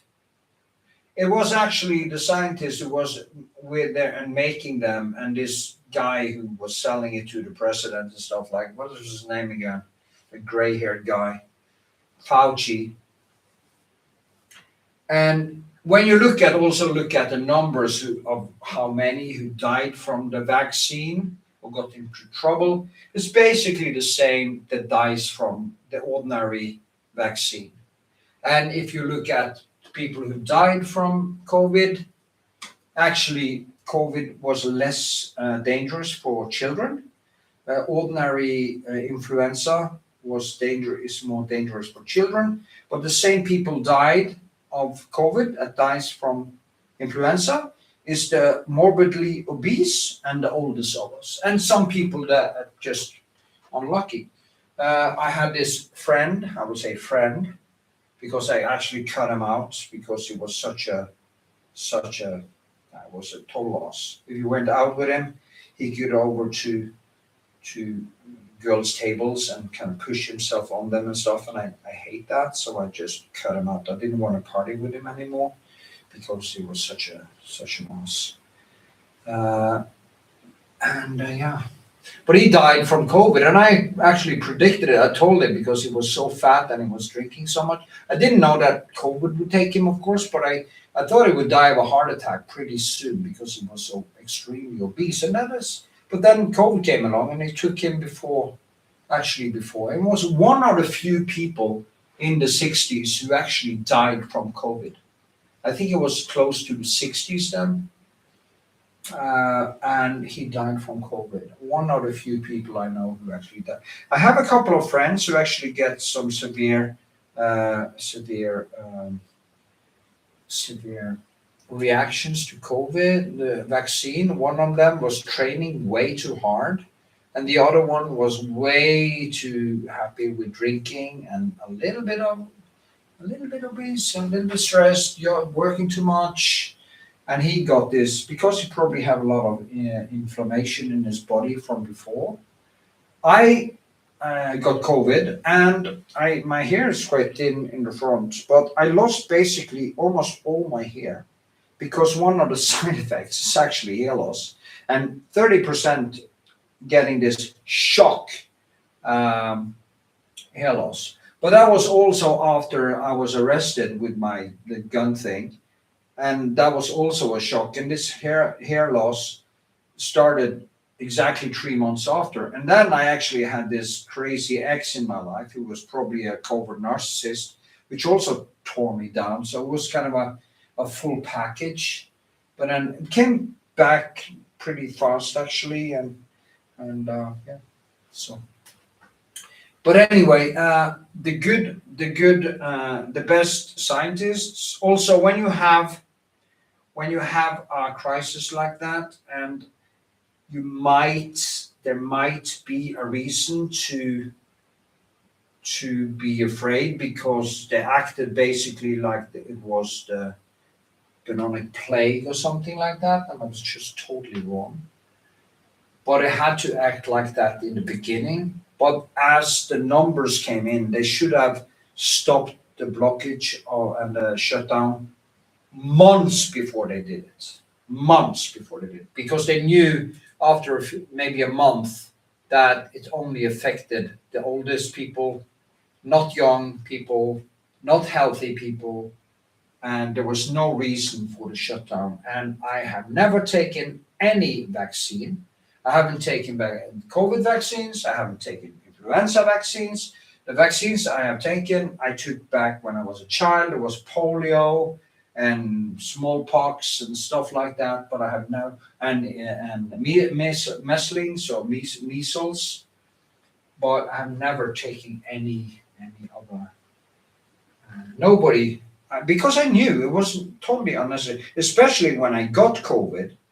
And I was actually sick for 4 days. So, and I was coughing and stuff, but it was like a rough influenza. I usually also do not get influenza very hard. I have it maybe 1 or 2 days, and then it's gone.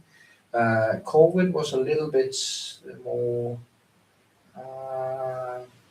harder, but I never got it again. Or maybe I got it a little bit because I had some COVID hair loss the year after also, but not that severe. But then, then I also was in prison, so. No, the COVID was over when I went in. By the way, I went in, luckily. It was horrible there when under COVID because people have to stay in the rooms, and the rooms are small, and for people who live with someone it was really a trying time. I was lucky there. Anyway. So but there is no reason for a person who is healthy to take any vaccine against influenza or COVID or anything.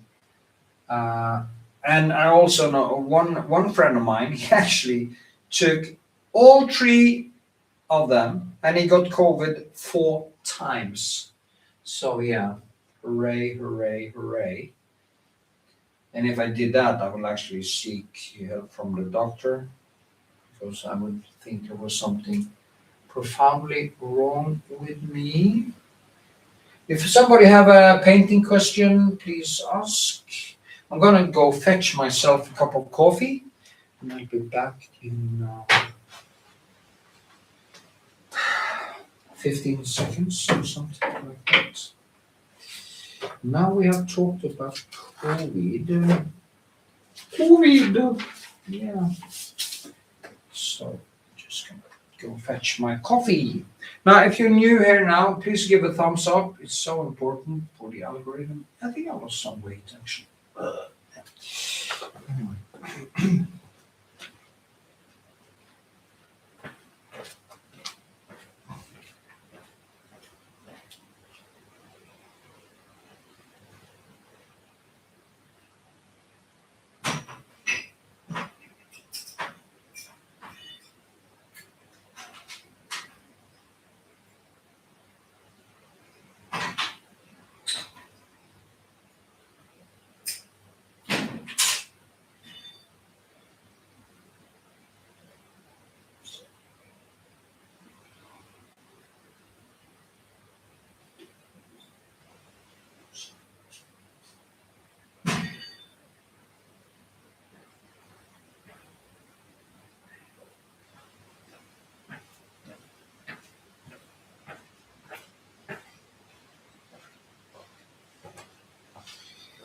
Yeah, okay, here we are.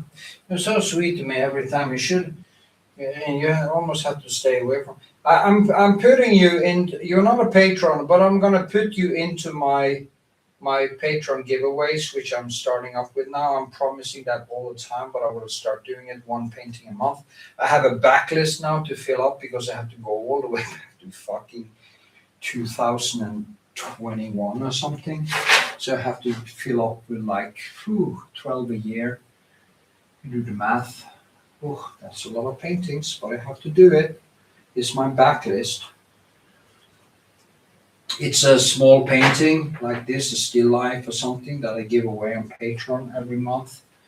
I haven't done it consistently, and of course I don't earn that much on Patreon anymore. It's like $1,000 a month or something. No, it isn't. It's $120 a month. $1,000 would be a lot. Actually, I got. Jeg en låner. I am a loner. What do you mean? Loner.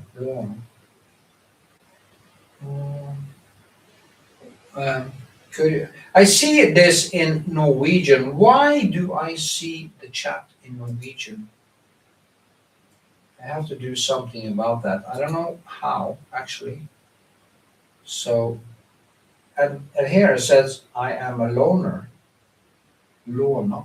It can also say, jeg en a person who is lending money. But maybe it is, you're a loner. Is that what you're saying, Aaron? Do you say loner, or is it something with money? Like I am a. Are you a patron now? Ella? You told me you were not. But I will put you into my Patreon giveaway. And I will put you in for more than put you in for a couple of more.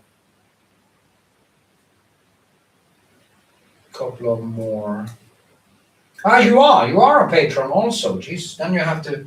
Then I'm gonna give you. I'm gonna put the three of these lots into not one but three, because you also give me super chat here. I'm actually finishing three of these now, so I will start. I will actually do what my plan is now to catch up is do 4 months. I do one for every month from now and out, and then I do 3 for my backlist. So because the month has 4 weeks, and if I do some work on a still life every day, different still life, I can actually manage to do maybe 3 or 4 months. And then I will catch up fast. But if I do 1 or 2 months, I will never catch up. So, well, it's not free because I used to get more from Patreon, but then I stopped doing the Patreon giveaway because a lot of shit happened. And I gotten paid anyway, and I feel it's not right that I should, take the money and not do what I told them. Let me see, what time is it now? Patreon giveaway, let's say 1:55. PATRON. Okay, just want to, so I can actually get that out there. So if somebody's listening or here now, they can actually go to my Patreon and sign up there. And of course, I will also help people with, the point with Patreon is actually that I'm going to help people with their painting. And actually, what would be fun was actually talk with you on a webcam or something like that, or just have a chat when I was painting someday. You can actually inspire each other, have a conversation when I'm painting privately. And that is also what I want to do with people who are paying me $15 and up on Patreon. I do for $1 I will do one stream a month. If they do if they want to have one a week, they can actually double or triple, or so it will be like 15. yeah, you can do the math. You know, you just increase. If you want a full course, it's just one. You can do even more. If you want a full course every day for maybe a week, many hours. I should actually put in some more tiers because I could actually do private streaming courses on Patreon with people. I could just put in some new tiers, and if people wanna, yeah. It's not free work because also you have to think that every single painting I get to finish will also generate a little bit of revenue on YouTube. Also, when I post these Patreon giveaways, it will bring more people to Patreon. I have so much trouble with the algorithm. My YouTube is not showing my videos to many people anymore. And maybe that is my content, maybe that is my voice, maybe that is many other things. So maybe I don't actually post enough. Maybe that's the problem. I don't know. Anyway, I've been hacking on this.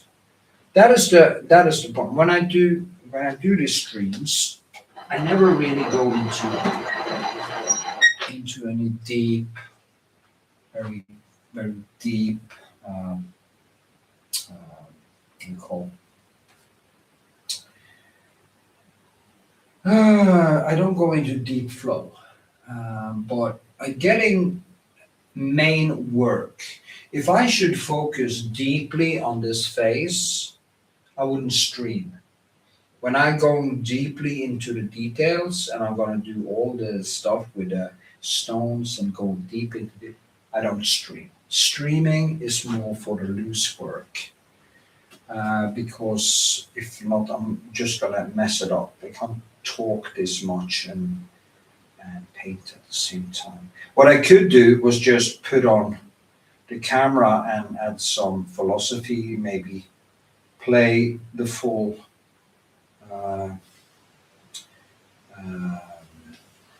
play a full audiobook like Seneca or Marcus Aurelius or some maybe Christopher Hitchens but then I might get into some copyright issues again, so there's that, and they cut the sound, so you never know.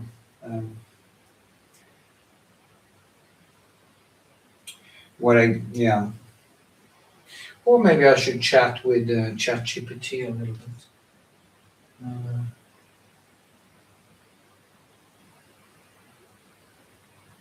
Yeah, maybe let you get that deep flow. Yeah, maybe I should do that.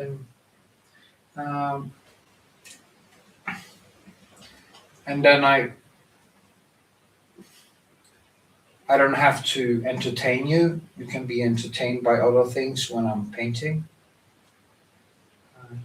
But it's a little bit dangerous because you can get into copyright problems. It's okay. I wouldn't mind actually when they say, actually my Samuel Steinman, I posted some things with Samuel Steinman. Now suddenly, if I reposted the video where I paint the Holocaust survivor, Norwegian Holocaust survivor Samuel Steinman, if I posted that video again now, I wouldn't actually be able to post it because it would be blocked in every single country in the world if I used Outswitch, that documentary Outswitch in the background. I'm actually going to repost that video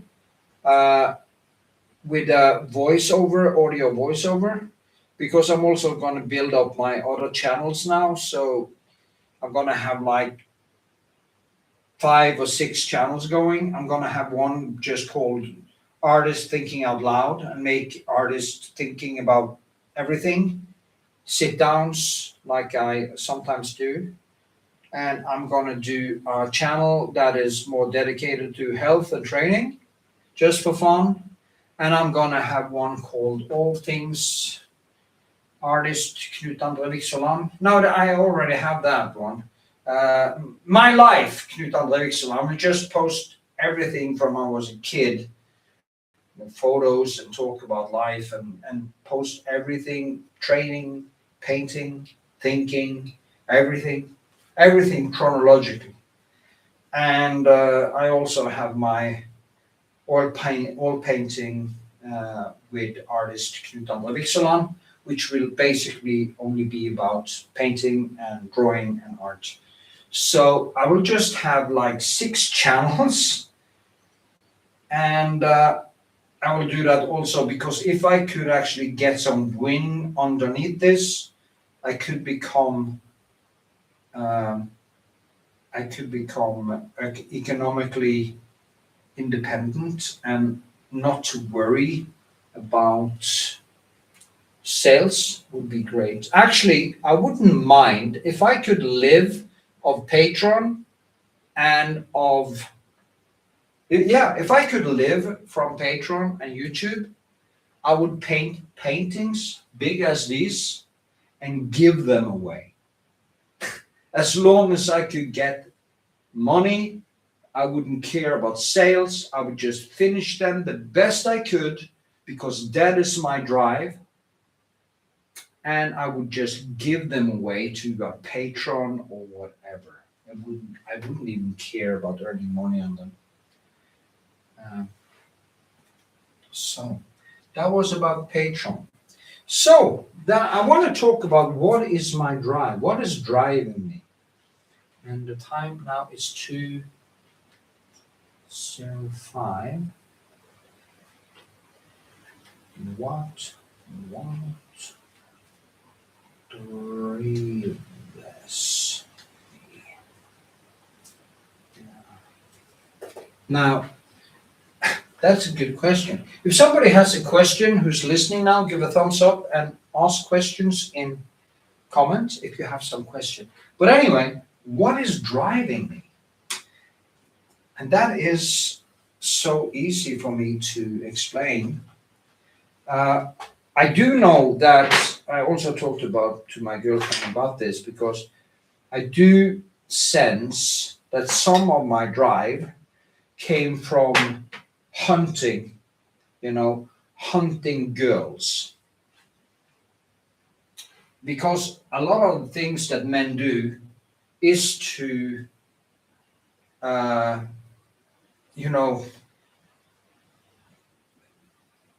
getting our genes out there, and that is of course chasing girls because a lot of maybe used to be a little bit of showing. I don't think so, but there is something with it, when you have this drive to find yourself a mate, you will work even harder. When you find this mate, you don't have that much to work for anymore. So you have to find a different kind of drive, and the drive has to be the result. And that is the drive. That's always been my main drive, despite the hormonal thing like sex and stuff. Getting sex probably has been a drive. One of my drives has also been my low self-esteem, which I got from being bullied and pushed out and stuff. So I probably had a lot in me to prove myself to be good enough. And that is a good drive. My girlfriend actually has that thing yet. I probably also have it. It's not that pronounced anymore, but I think that also was a drive. I know she gets devastated when she can't work or she can't get things right. And I do get devastated when I can't get things right. And if I can't start working, I get really devastated. So much of my drive is just the process and seeing results. I used to have a friend, he's sadly dead now. He was a painter. I probably said this many times. He died of a heart attack over a year ago. That's crazy. He was under 50 years old and he died of a heart attack. Maybe it's 2 years ago now. But anyway, his driving force was actually getting girls. And the women he was with, he was chronically unfaithful, no remorse at all, except when one of them actually left him. And his driving force were showing off to girls. And I told him that this would dry up. There's no way. And I remember he's saying, when I said, oh, I would love to teach myself how to play the piano. And he just said, oh, why, you don't need to do, you just need to learn how to play the Moonlight Sonata and you can impress the girls in a Nasby. And I told him, that is missing the point. Actually, I was with him at the Norwegian painter Odd Nadrum's studio because he was his pupil or student at Odd Nadrum for a while. I didn't think he learned very much. But anyway, I remember I was talking with Odd Nadrum and he said to me, you really work hard, he said to me. Yeah, I do. But Stig, he's lazy. He's never going to turn out into anything because he doesn't have the right drive, but he noticed that I had that drive. And the drive was simply painting. It was simply putting on these things and finding peace and getting it right and seeing all the small things happening inside the brushwork and stuff like that. And it was my mind driving force. So that is what has to be your drive. If you are painting or making art because you have to show off or you have to create some kind of false identity or you have to kind of make believe that talk to talk in a way and it's not real, it's going to dry up. You're not going to have the motivation to push yourself. So yeah. So that is basically the thing that drives me is basically just painting. It's the results. It's seeing things growing. It's getting things right and getting things finished. And I had so many stuff happening in my life the last years that I almost lost a lot of the drive. And some days I just can't get started, and it's horrible. And I'm just trying to figure out a way to get back to that youthful drive. And as I said in a former segment in this stream, what you eat and exercise and stuff, all these things affects you profoundly as you age also. So you have to take aging into your account. 100-year-old will not paint like a 30-year-old because there are so many things that he can't do that many paintings. And I think I can actually feel some of that coming about now already, but I know I can make myself way younger with losing what is it, 8 pounds? 8 pounds? No, it's more. It's 16 pounds. 16 pounds. 16 pounds is 8 kilos. So if I lose about 8 kilos or 6 or 8 kilos, and I get my fat percent down to like 15 or something like that, not 23, I will feel better, I will be younger physically, and I will try to get younger as I go older, because that is actually possible. Yeah.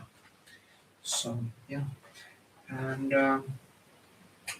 that's, you have to do that, because if you lose that health thing, if you can't get rest, if you can't get restitution because you have a crappy diet or you don't exercise or anything, it's going to affect your painting. You won't be able to do your work.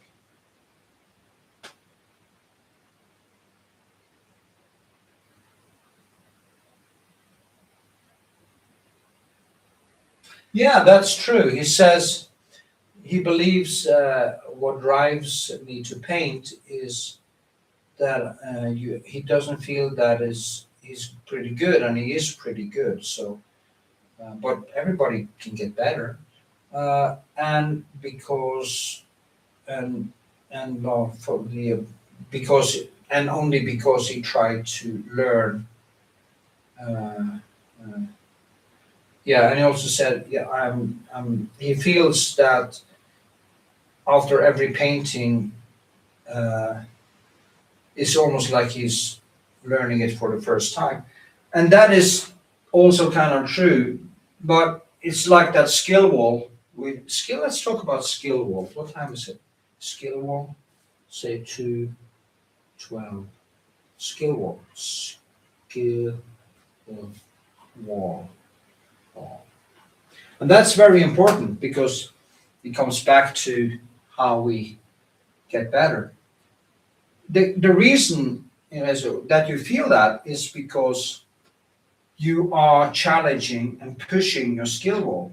So when you get better, it actually do feel like you have learned it again.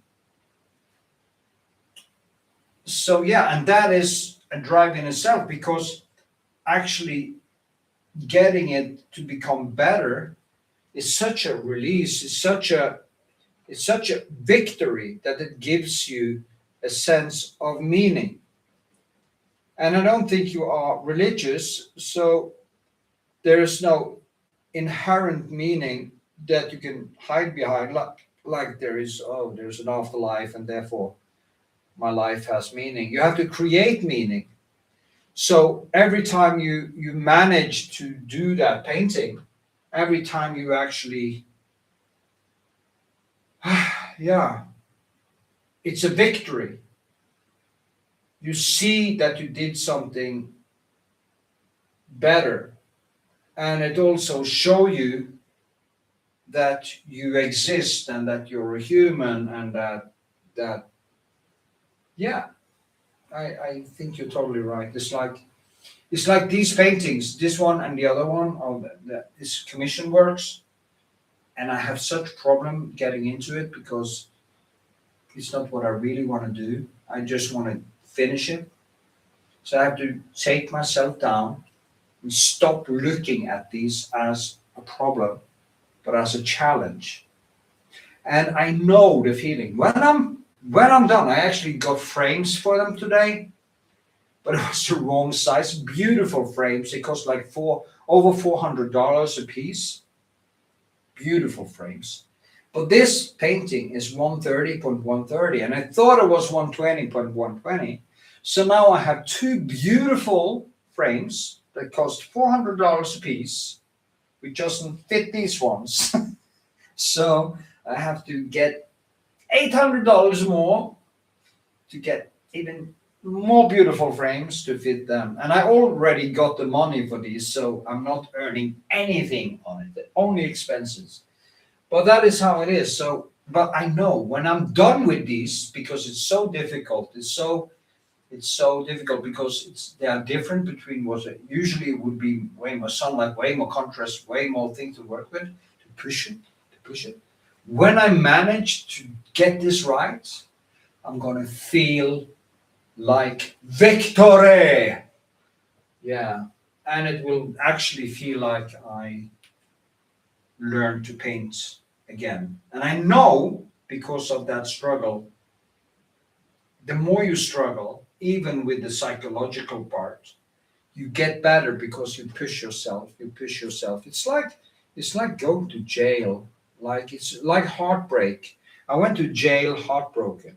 You know that video I have on my channel called Heartbreak and Punishment?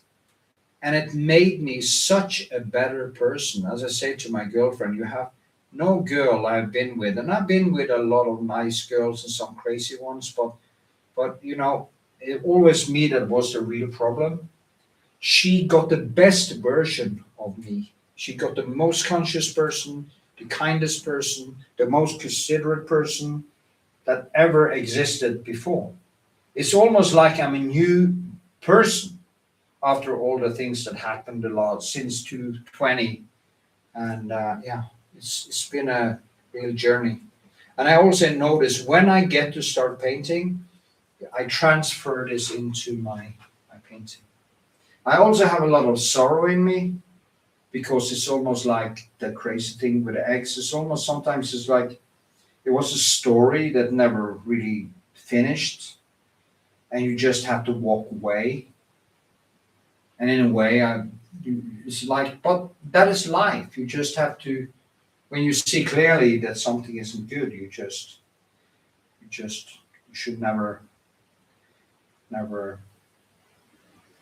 walk back. And I think that girl actually thought, despite finding a new guy, she actually thought that he should be a placeholder and she should actually get me back when I got out. But luckily, I met my girlfriend, and she has been kind of a buffer, because I also have this vengeful streak in me.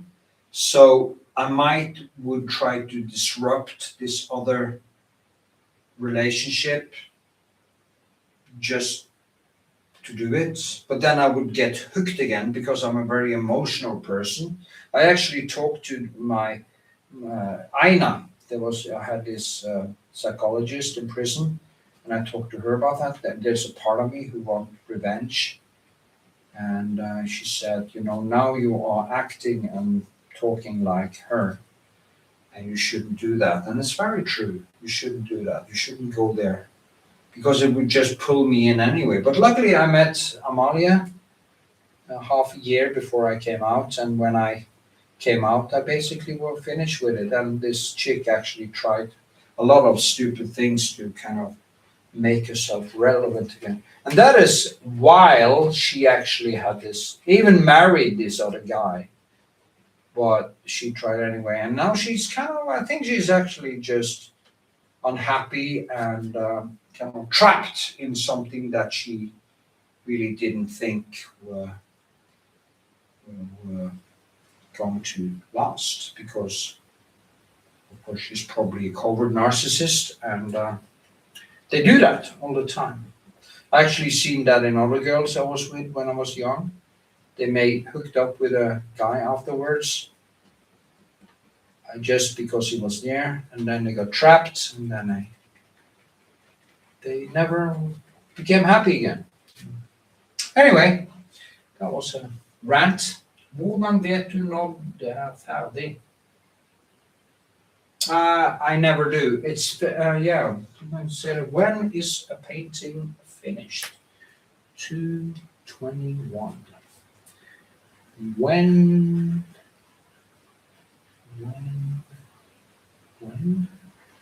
is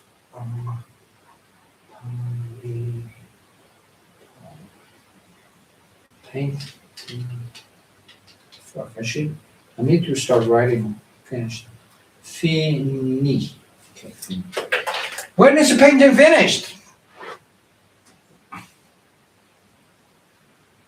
When you have reached your skill wall and you have no idea how to go further. The only thing you can get further then is to take it and you place it in a different room for a year, and then you take it back. And then you have evolved more skill through other works. And that is why when I go back to 2010, I have a few paintings left from that time, like 3 or 4 paintings. One is in actually New York. When I look at them today, I could do so much better. And the temptation to start up again and add the skill I have now into these paintings is humongous. But you should accept that and have these old paintings as a witness on where you were. And I have paintings all the way back to the start.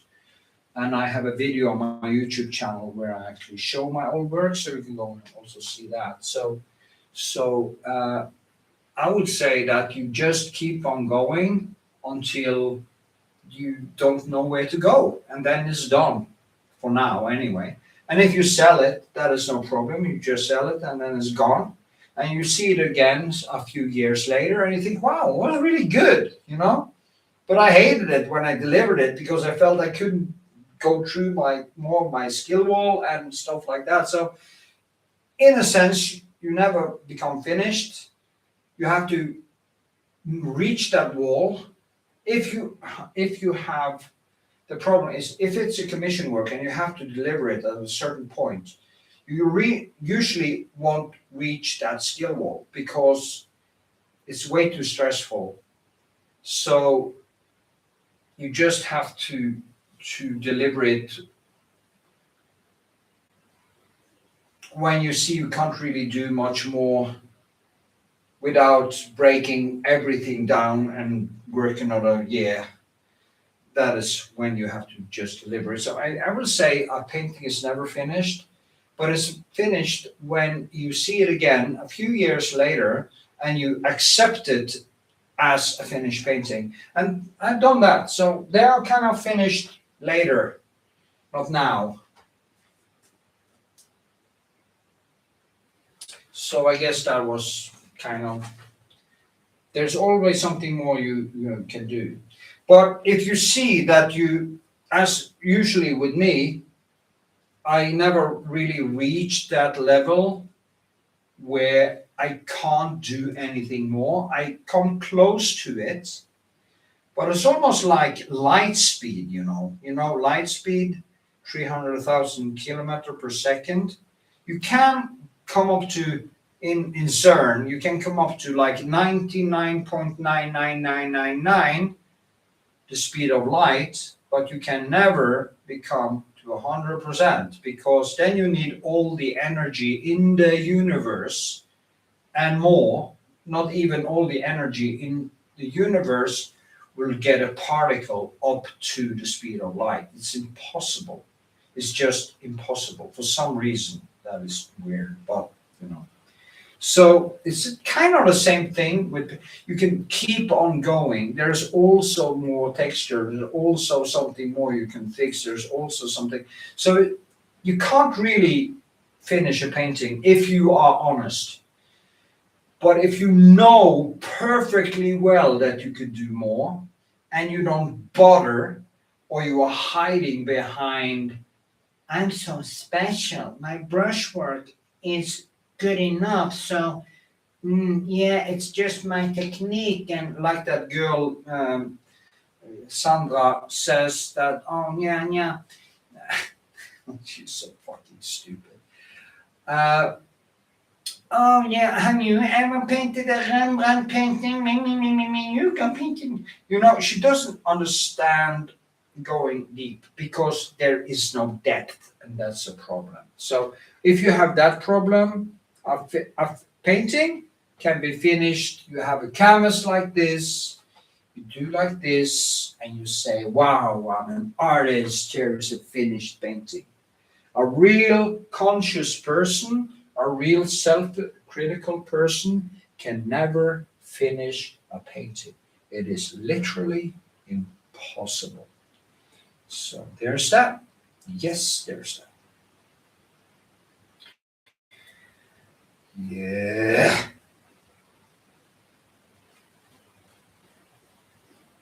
And I have lied many times. I have had exhibitions and I know I didn't have the time to finish them good enough. And it feels so crappy to stand there on an exhibition. Everybody tells you that, oh, you're so great, you're such a good painter, blah, blah, blah, blah, blah, blah. And you know deep inside that it's not true. You just know. And you promise yourself, next time I'm going to focus better, I'm going to use my time better, I'm going to really go deep. So yeah, that is why it would be so much better to have a steady income from YouTube and from PATRON and stuff like that, and not having to sell my paintings, not having to do any commission work. And I could pick a set of paintings every year and I could go extremely deep. And what would happen then when I go so deep? I would become so happy when I see the results that I would paint all the effing time. So if anything, save your money. Let's have a chat about that. Resources and money. I think that is very important. Save your money. And yeah, okay, we can do time.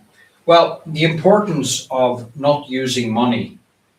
If you can avoid buying that beer or buying that juice or buying that thing you don't need, food.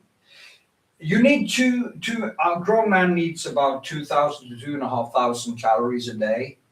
And you don't have to spend a dime on more than some eggs, fish, and meat and some greens. Okay? Maybe some potatoes. That is what you need in a day.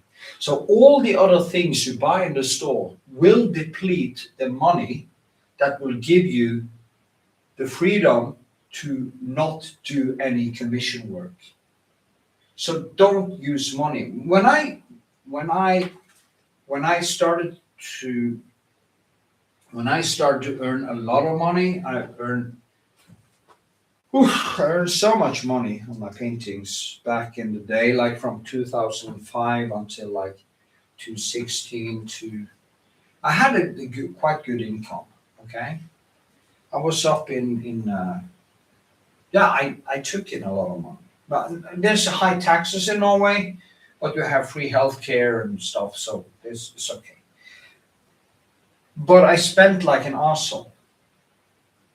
I just spent like an arsehole. And spending money that way made me a victim of my own stupidity, because every time I needed to paint these commission works, I needed to fill up the exhibitions with these small paintings, and it's all these time thieves steals my life and my money. So please, good advice to any artist is save money. And to you also, Elin, for your health and for your economy, to give yourself more free time and actually, you have an ordinary job, I know you do, and you have to go to work and you have to do that work. But if you could actually find a way to use less money, look at everything you use, you could maybe actually work a little bit less and then use that time and energy on your painting or your kids or life or going for walks or something positive. What people are doing is that they work their asses off just to die. And then they don't get done anything of what they would love to do in their lives. And they get angry, they get sad, and they take it out on their kids, and they take it out on their spouses, and they have sex with a neighbor woman, all kinds of stuff to kind of cover up this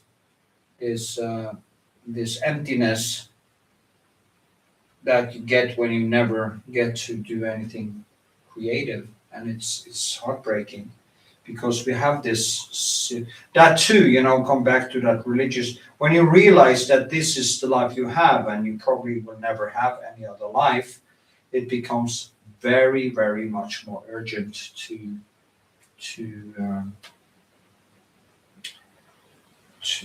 do painting and to spend your life advisedly. I have a friend who I was actually in jail with, and he is doing more building work with cement and plaster, and he is just a builder. And I see on TikTok he is working like crazy, all the things he does, and it makes me just feel like shit. And I told my girlfriend, "Look at him," I told her yesterday. Look, there you have a man. That's a man. He works like crazy, and me sitting and whining, why can't I get up in the morning? Why can't I get focused? Why can't blah blah blah, effing blah blah. Look at this guy. He goes to work for his family. He's basically fixing houses all day, and he's not complaining. He's doing. If I could wake up in the morning and do like him on my paintings, it would be, I could do so much more with this life. Yeah. So save your money and try saving your time for things that matters. So it was kind of a money and time, actually. Save your money. So you can actually work on the things that you want to work on. You would be surprised seeing how many paintings I have in my lager. I have this place where and the sketches go back all the way to 2013 and 14. And it's ridiculous that I haven't done them. Anyway. So, yeah, that was, see how the battery situation is?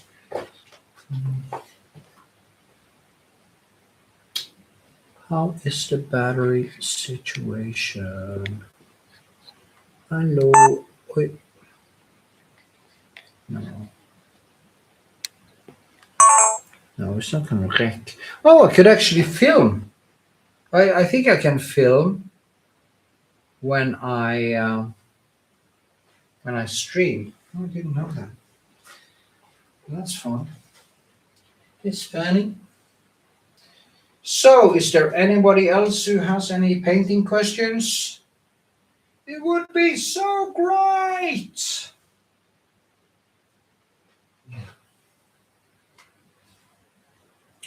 Been doing this for 2.5 hours now. I'm really starting to feel that I need a break, a real break. I was thinking, I found out that we could actually do up to 12-hour streams on YouTube. But now it's also very late, so I guess people. What time is it in America right now?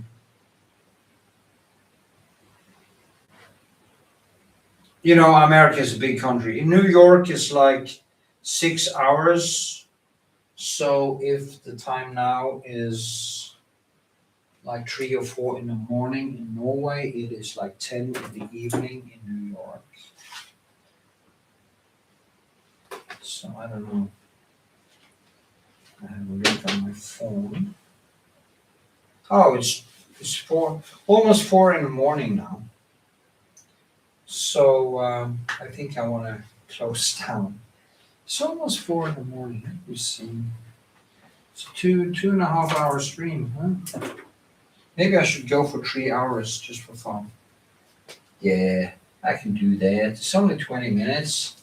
So if anyone has some questions they want to ask me, you have 20 minutes to do it, folks.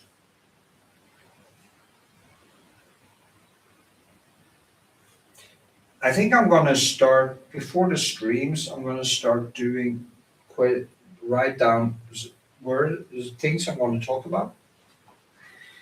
As you know, usually on my both streams and everything, and in my videos, I often talk about the same things.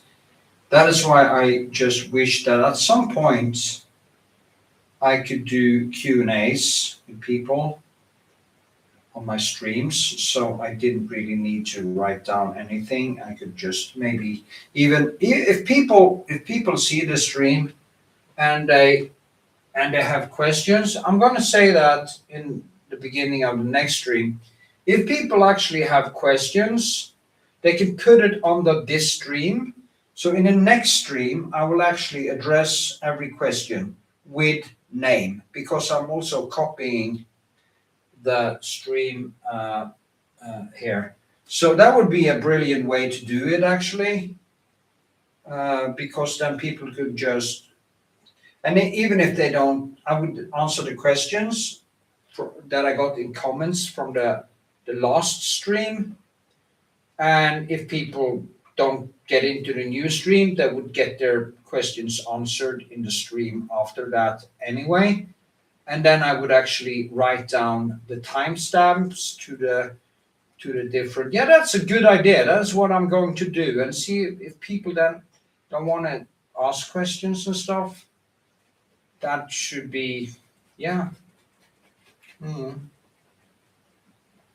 I should talk again about this, I should go back here, and that was, say it was 236, 236.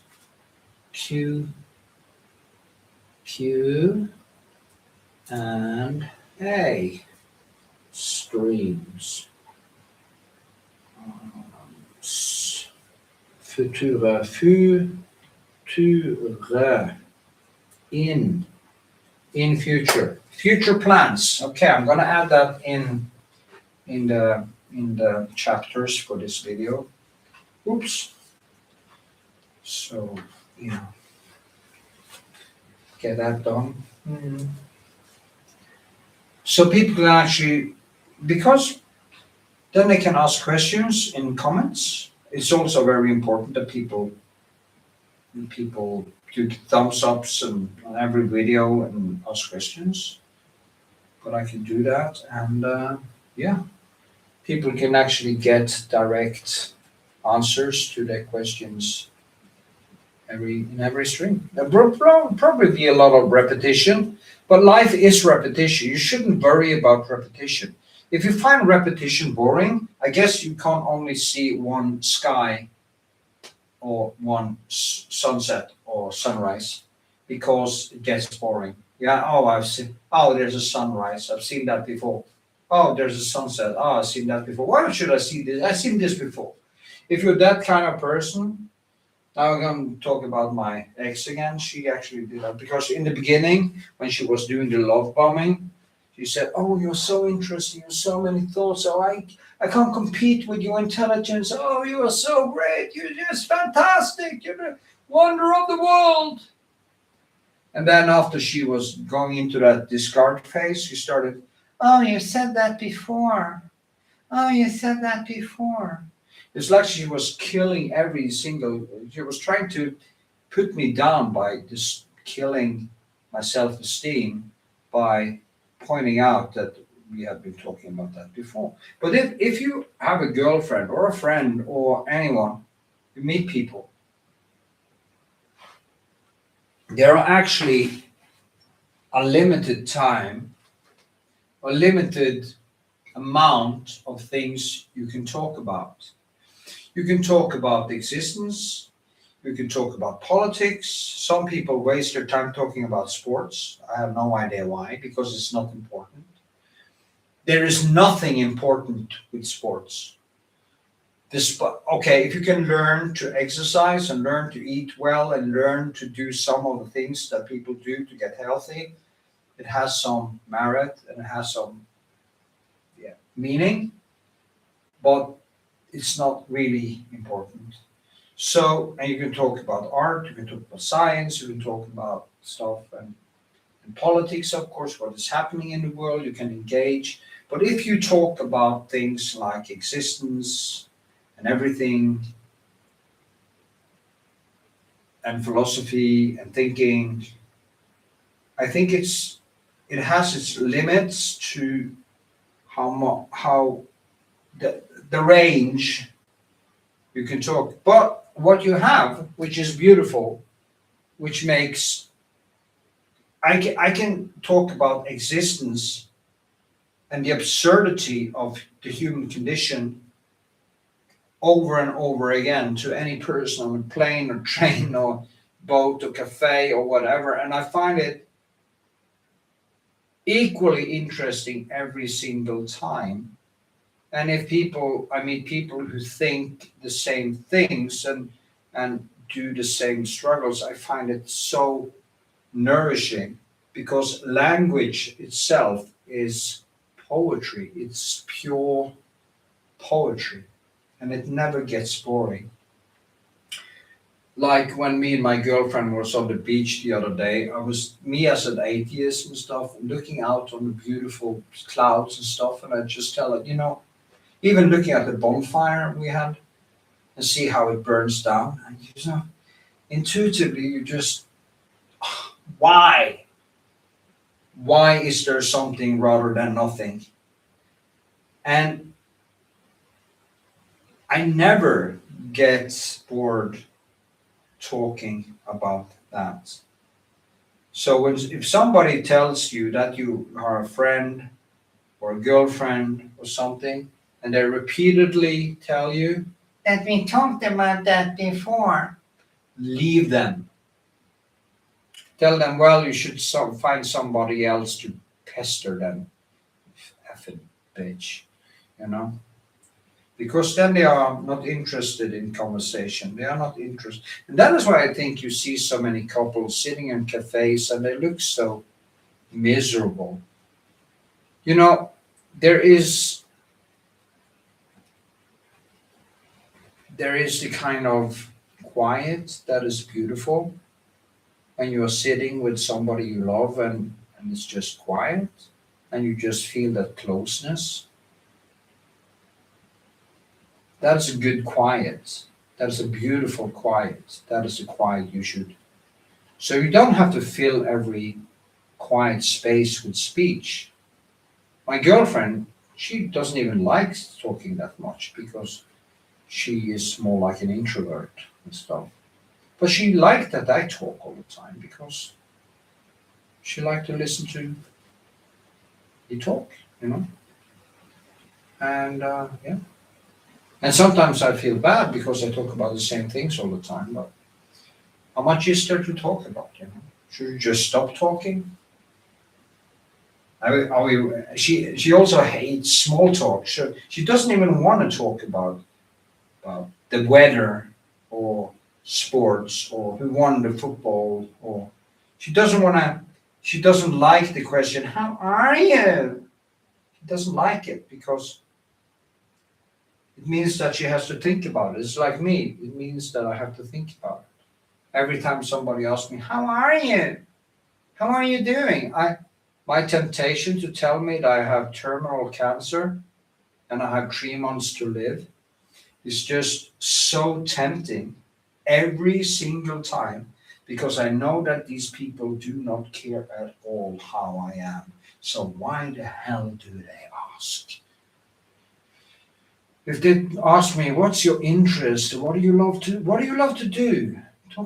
Ask them that. Do you have a family? Are you married? Do you have kids? You know, but then again, it's not anyone's business, is it? So stop with the fucking small talk. I think they talked about exactly the same things. He asked me, what do you think they talked about 1,000 years ago? Let me just go there. What is that? 246. What? What did humans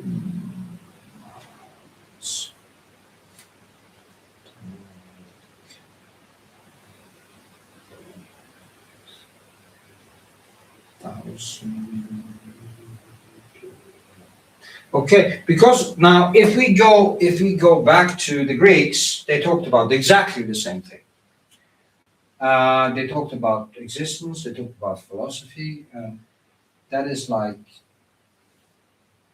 at least 3,000 years ago. And when consciousness arises in the human mind, I think they started immediately to create religions.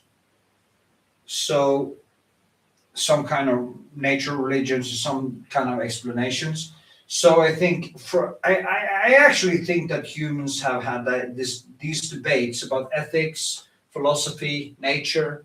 Why is there something rather than nothing? I think humans have had these conversations since we became conscious. Even maybe a little. It's hard to say exactly when we became conscious, but since we got true introspection, I think we have had these discussions. The good thing about science is that it solved a lot of these problems, but it didn't solve the main problem, of course, because you can't prove it. Why is there something rather than nothing?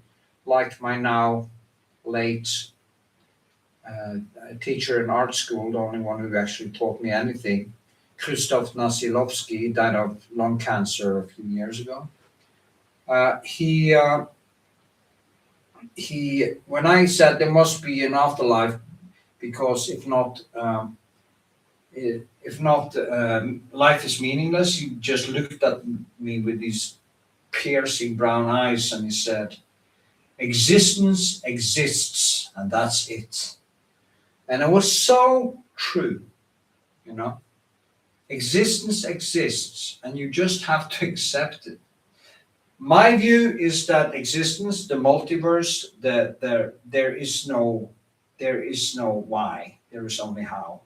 And the how is infinite. And we are sadly dead in a short time. I had this conversation with a person the other day, and he asked, well, can't it be that consciousness is, a friend of mine called Duffy, he's a very funny guy.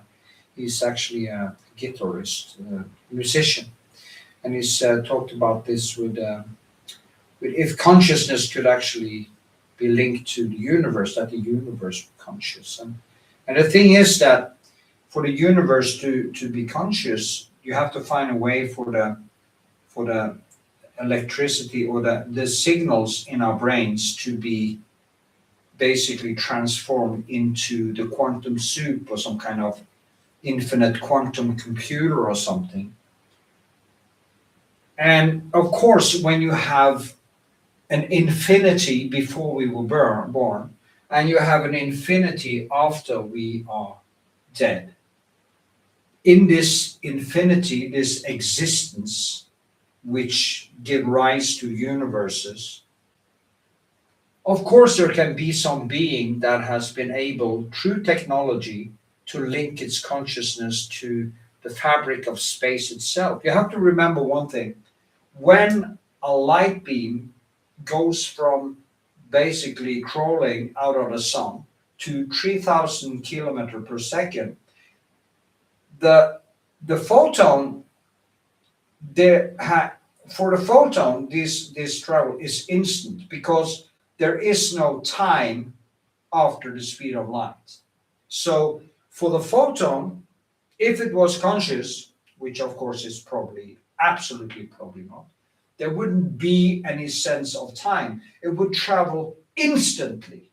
So if we could actually get up to light speed, we could travel across the universe in an instant because there wouldn't be any time going if we could act like a light beam.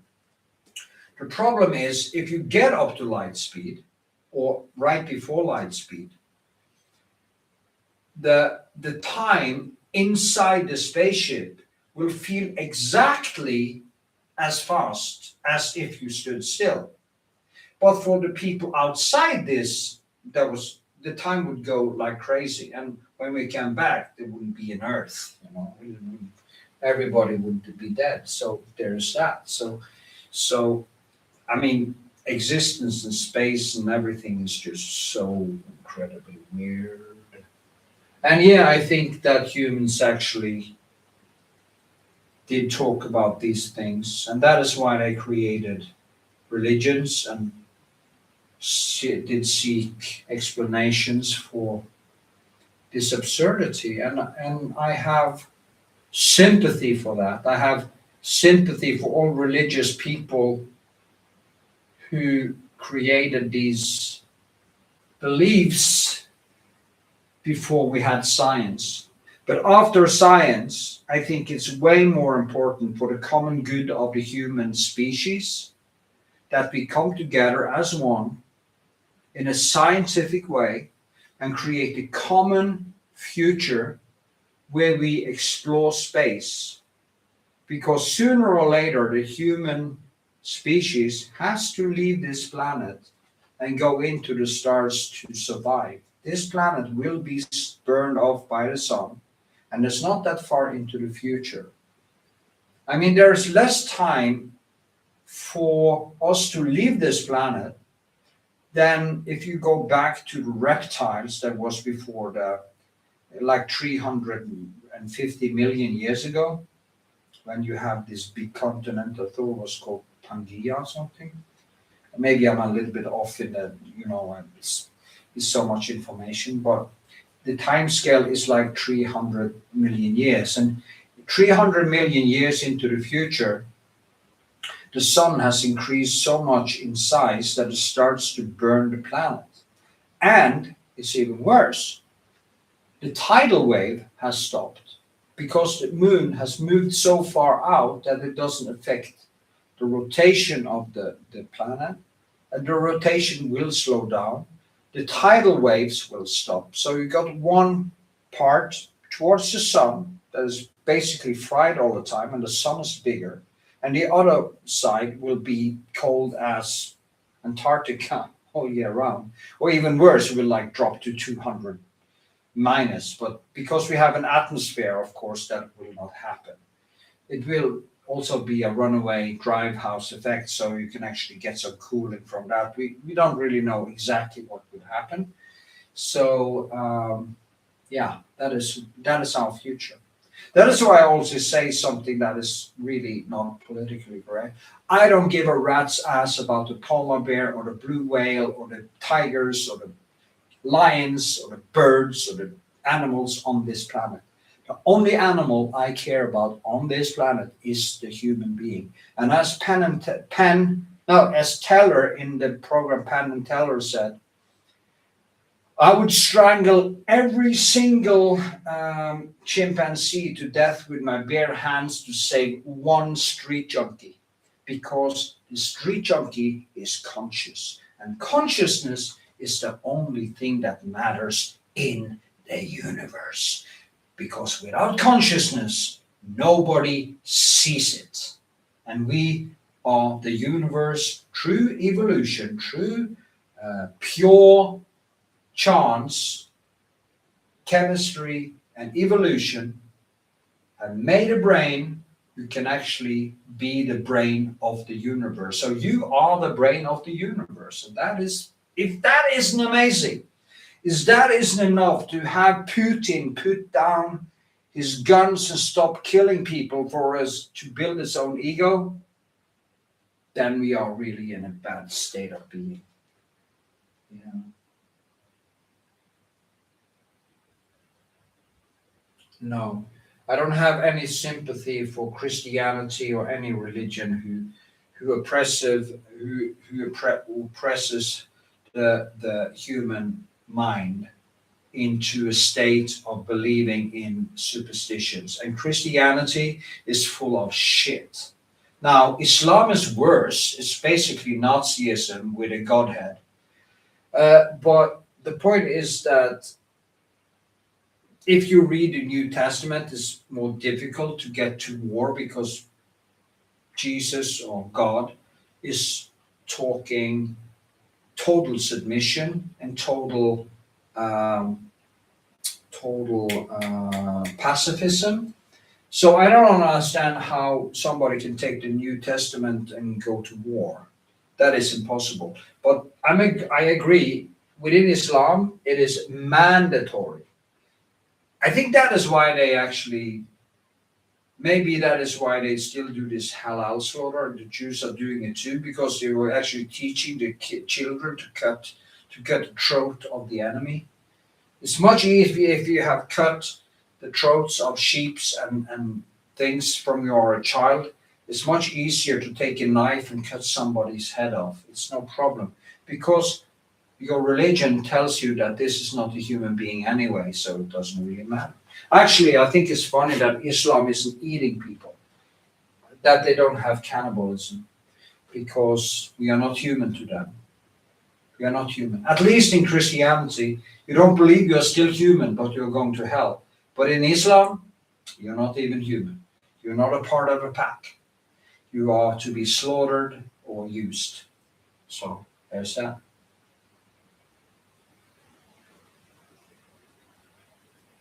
Anyway, that was 3 hours in 2 minutes. I'm closing down. It was very nice that you jumped in here, Resto.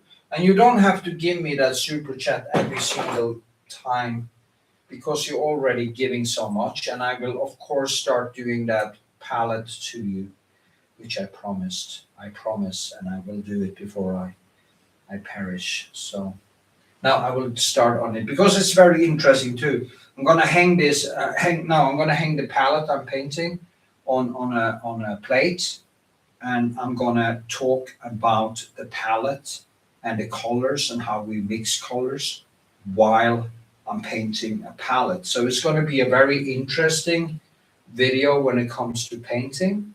And I can also go deeper and show exactly what I'm doing.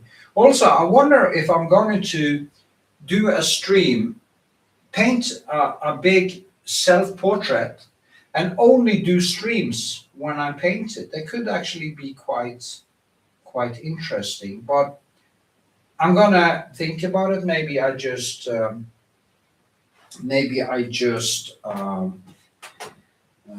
do like I usually do.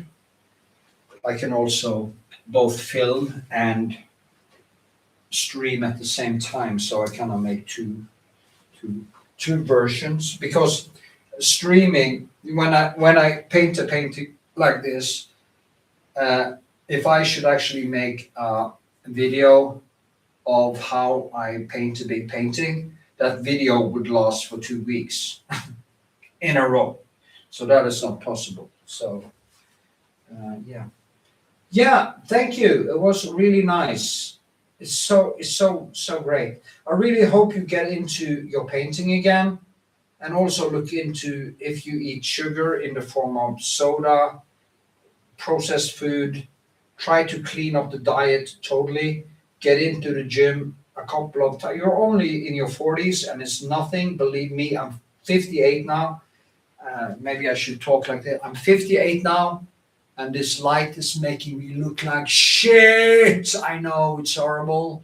Even my girlfriend doesn't look like she actually looks. She said, I'm even looking. Yeah. But I need this light to do this, and maybe the camera is a little bit wide thing, because when I film myself with the phone, it doesn't look like that at all. So, but I have to live with it. I know I have 23% body fat. I'm not a slim person. I also have a lot of muscle, so it also makes me bigger. So there's that. Anyway, why did I start talking about that shit again? Yeah, because I was talking to you, because you don't have so much. And I know you're working, you have kids, and but try to figure out how to use less money. Try to look at your diet, and get in maybe a couple of strength training sessions a week. If you can get 3, like 2 on your legs, 1 on torso, or 1 on legs and 2 on torso, or just walking and do some strength, it would make things way better in the brain also. For me, it's crucial. If I didn't have my training, I would go nuts. And now I have had my foot for it loosened like before I went into jail, and that was in 2022. And it's actually a little bit better now because I changed around my training, but I have to go in for an operation again, so there's that. But after that, I hope the inflammation is gone, and then I can actually start walking good again, and everything gets better. My girlfriend actually said she's gonna miss my limp because it's such a big part of my character, and maybe it's true. Anyway, thanks for watching, everybody, and thanks for the conversation. It's nice that you jumped in, and hope Trump do the right thing. And as I always say, if you need coaching, go to my PATRON, or you can do super chats in here, and I will help anyone who asks. On my streams, I answer all questions. So yeah. Okay. Have a good one, and see ya. Absolute. Bye bye. No, wait a second. I wanna show you a little bit of the brushwork that I did today. I've been talking like a foss, as we call it, a waterfall. In Norway, we say foss, like fossing water. But I got some good work into this anyway. Actually, if you see here, now if I do like this, now you can't see the difference in the colors, sadly. Yeah, because there you can see it. There you see the rainbow. So you see the rainbow? Everything is rainbow. That is how you do it. You just see here, rainbow. Brushwork. There's rainbows in the brushwork. And that's how you build a sky. And you can see how flat it is. There is basically nothing happening in this. It's really difficult for me because usually I have more to work with. So anyway, here you can see the full thing. And then I will go over to my computer and we'll do this weird thing, infinity thing, which is fun. Okay, have a good one. Thanks for watching. Remember the thumbs up after the fact, and leave your questions in comment and I will answer them in my next stream.